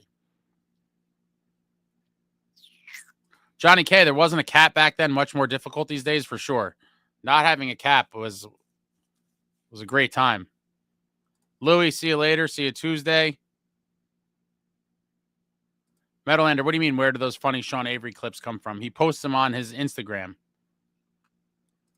Whoa, I'm skipping all over here. Suka, Breaking Bad was awesome. I agree, it was. Devil Heaven, first time on the chat, brother. This is awesome. Welcome to the club, Devil Heaven. I don't always do pre-games, but I do a post-game after every game, and it's exactly what you saw here tonight, or this afternoon, whatever the hell you want to call it. John Fay, I could see that trade working, but would it be 1-for-1 or add picks to it? I don't know what that one is. Ace hates all my names. Ace, I just left my league game, so I wasn't able to watch the rest of the hockey game. I left. We are up 2-0. Nice to see secondary scoring. Also, I scored a goal this evening. Let's go Devils. Very nice. What kind of goal did you score? What kind of goal did you score? Was it a greasy one or was it like a highlight reel? Devil Heaven 77. Ace is killing it. Love Dev's history. Yeah, we end up talking about that quite often on here. Like I said, much to the chagrin of some of the newer fans, but there's a lot of old-time fans in here, and we talk about the glory days quite often and reminisce. It happens even more so on nights where we lose, I think. But lots of Devils history here. Always talking Devils history, Devil Heaven. And if you haven't seen it yet, Devil Heaven, check out on my channel. I did an interview with Scott Gomez a while ago. If you go to the, hold on, I haven't been on here in a minute. I think I made a playlist for it. If you go to playlists, if you go to the channel and go to the playlists, I have an interview playlist, I believe. Let me just see here. Yeah, go to playlists and go to view full playlist, and you'll see I have some interviews on there. I'm sure you'll enjoy the Scott Gomez one. The Jamie Langenbrunner one was pretty awesome. And then I have the first 2 parts of the Cam Jansen. So head over there and check it out if you're a longtime Devil fan. Noah says, would you rather have Fitz or Drury as a GM? Oh, boy. Probably Drury. 4 Devil says, I choose death. Mark, some of those Breaking Bad locations like a mile from my house. Oh, yeah, you're out there in New Mexico. My aunt lives there as well. I've always wanted to go there and just check out some of the places that were in the show. I heard that whoever lives in the house, in Walter's house, that people, it's like apparently it's an issue of people throwing pizzas on the roof. Like that's a thing. That's hilarious. It must suck to live there. There's probably tourists there 24/7. John Fay, I'd rather have a brick as a GM over Drury or Fitz. Ace hates all my names, and it was a 2-on-0. I opted to keep the puck, faked forehand, and went backhand top shelf. Very nice. Very nice. You pulled the old Lukey look off, and then you went forehand, backhand. Oh, man, I'm all busted up right now. I need to go eat some food.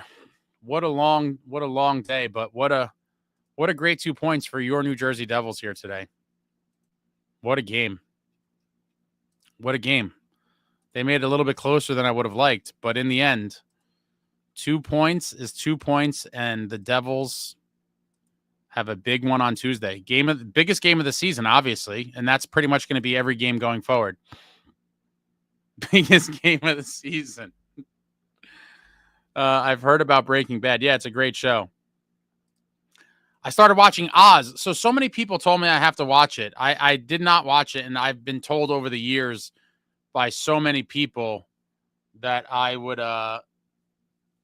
really like it. I suppose it's on my list of shows to eventually watch. I mean, it seems like a must. It seems like a must. Ace, I once won 2 Ford's Cups. Oh, boy. What a night. What a night in history. Mark, you can go to the place Walter White blew up in season 1. It's a restaurant. Is there a company out there doing like a Breaking Bad tour? I'd imagine there's money in that. John Fay doesn't have a brain, but it won't be an idiot or a puppet to cheap owners. Devil Heaven 77, Chuck Zito, Hell's Angels. I met Chuck Zito. He used to be friends with Arturo Gatti, and I'm a big boxing fan. And Arturo Gatti is my favorite fighter of all time. And I went to his last 9 fights, I believe. They're all in Atlantic City, and I think for a couple of them at least, Chuck Zito walked out to the ring in his vest with Arturo Gatti to the ring, and I talked to him a couple times.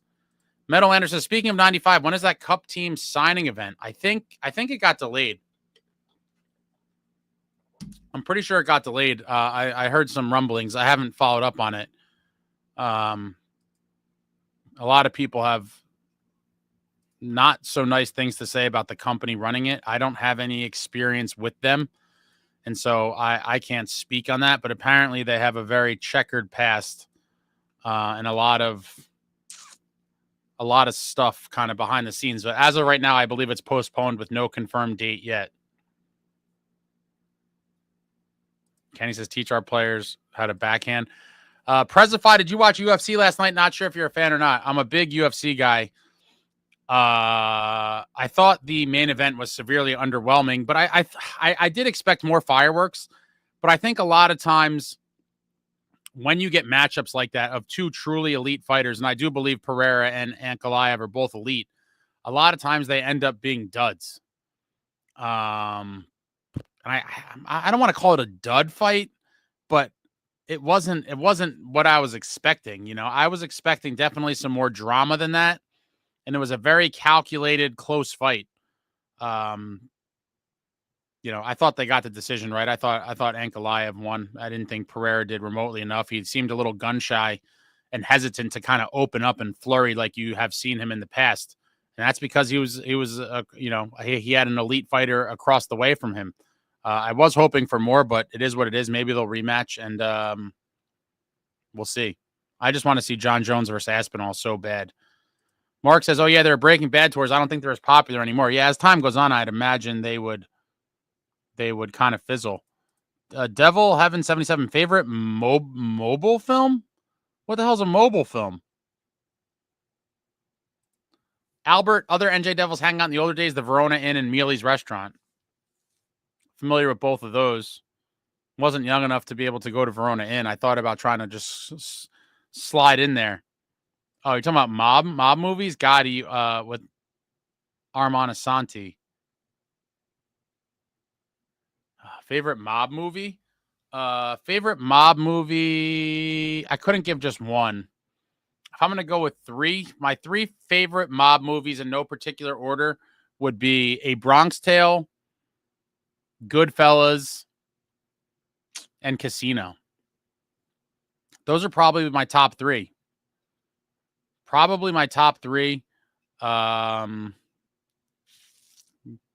You know, a lot of people would be like, Godfather has to be in there. I mean, Godfathers are great. The Godfather trilogy would probably be right behind that for me personally.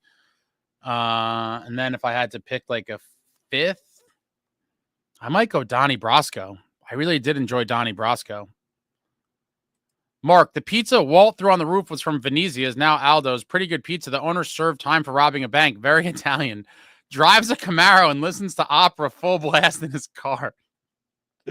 Yeah, that's hilarious. Prezify, what are we thinking with the heavyweight division now? Sorrell Gann versus Volkov. Meanwhile, Jones is the champ with Aspinall as the interim. It's a logjam currently. I think John Jones is just so much better than all these guys. And I think he's trying to get paid mega bucks by Dana White to fight Aspinall because he really is high risk, low reward situation. And obviously Jones dispatched Ciryl Gane real quick. And I think Volkov could be dangerous too. But I think in the end, Aspinall is definitely the second best, I believe, to only John Jones. And I think eventually we get it, but Dana's going to have to pay up to see it. I have Godfather in there at 4. It just doesn't do it for me the same. They're great, but it's just not as fast. And, you know, being that it's older, it just doesn't hit the same for me. But they're obviously great movies. Boardwalk Empire was a good series. The Ritz still there. Boardwalk Empire is another one I want to go back. When it was live, I don't know, it was just very slow for me, and I watched a couple episodes, then I kind of fell out of it. I do want to go back and revisit it. Alex, here late, important win, but still not in the clear yet. Oh, yeah, we're nowhere near in the clear. Nowhere near in the clear, but I'm just celebrating the 2 points. I'll take the 2 points, and hopefully the team gets better as the season progresses. David Chimes, Once Upon a Time in America uncut version is easily the best mob movie. Sergio Leone at his best. Is that the Once Upon a Time in America? 1984, huh? 4 hours. They have it listed as a crime/western.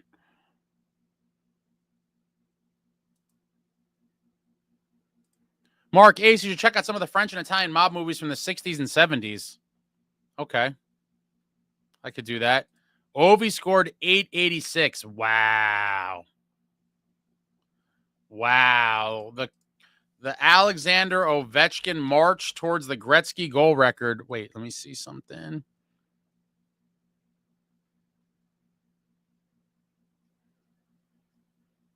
So what, he needs 9 more now? David Chimes, cut version of film was like Ty Smith, uncut like Scott Niedermayer. Oh, my God. John Fay, all right, Ace, I'm going to go. I'll see you for Tuesday's post where we are drinking victory vodka with the win against the Jackets. Let's go Devils. Oh, I hope it's victory vodka, my man. I really do. Gotti, Godfather. Bronx Tale was good. Love Chaz Palmentary. Richard, legendary tales. Gotti versus Ward. Never thought any fights would beat out the Ali Frazier trilogy, but Gotti Ward was incredible. So, Richard, I was actually lucky enough to be able to be in attendance. I went to, I think it was his last 9 fights. I'd have to count them.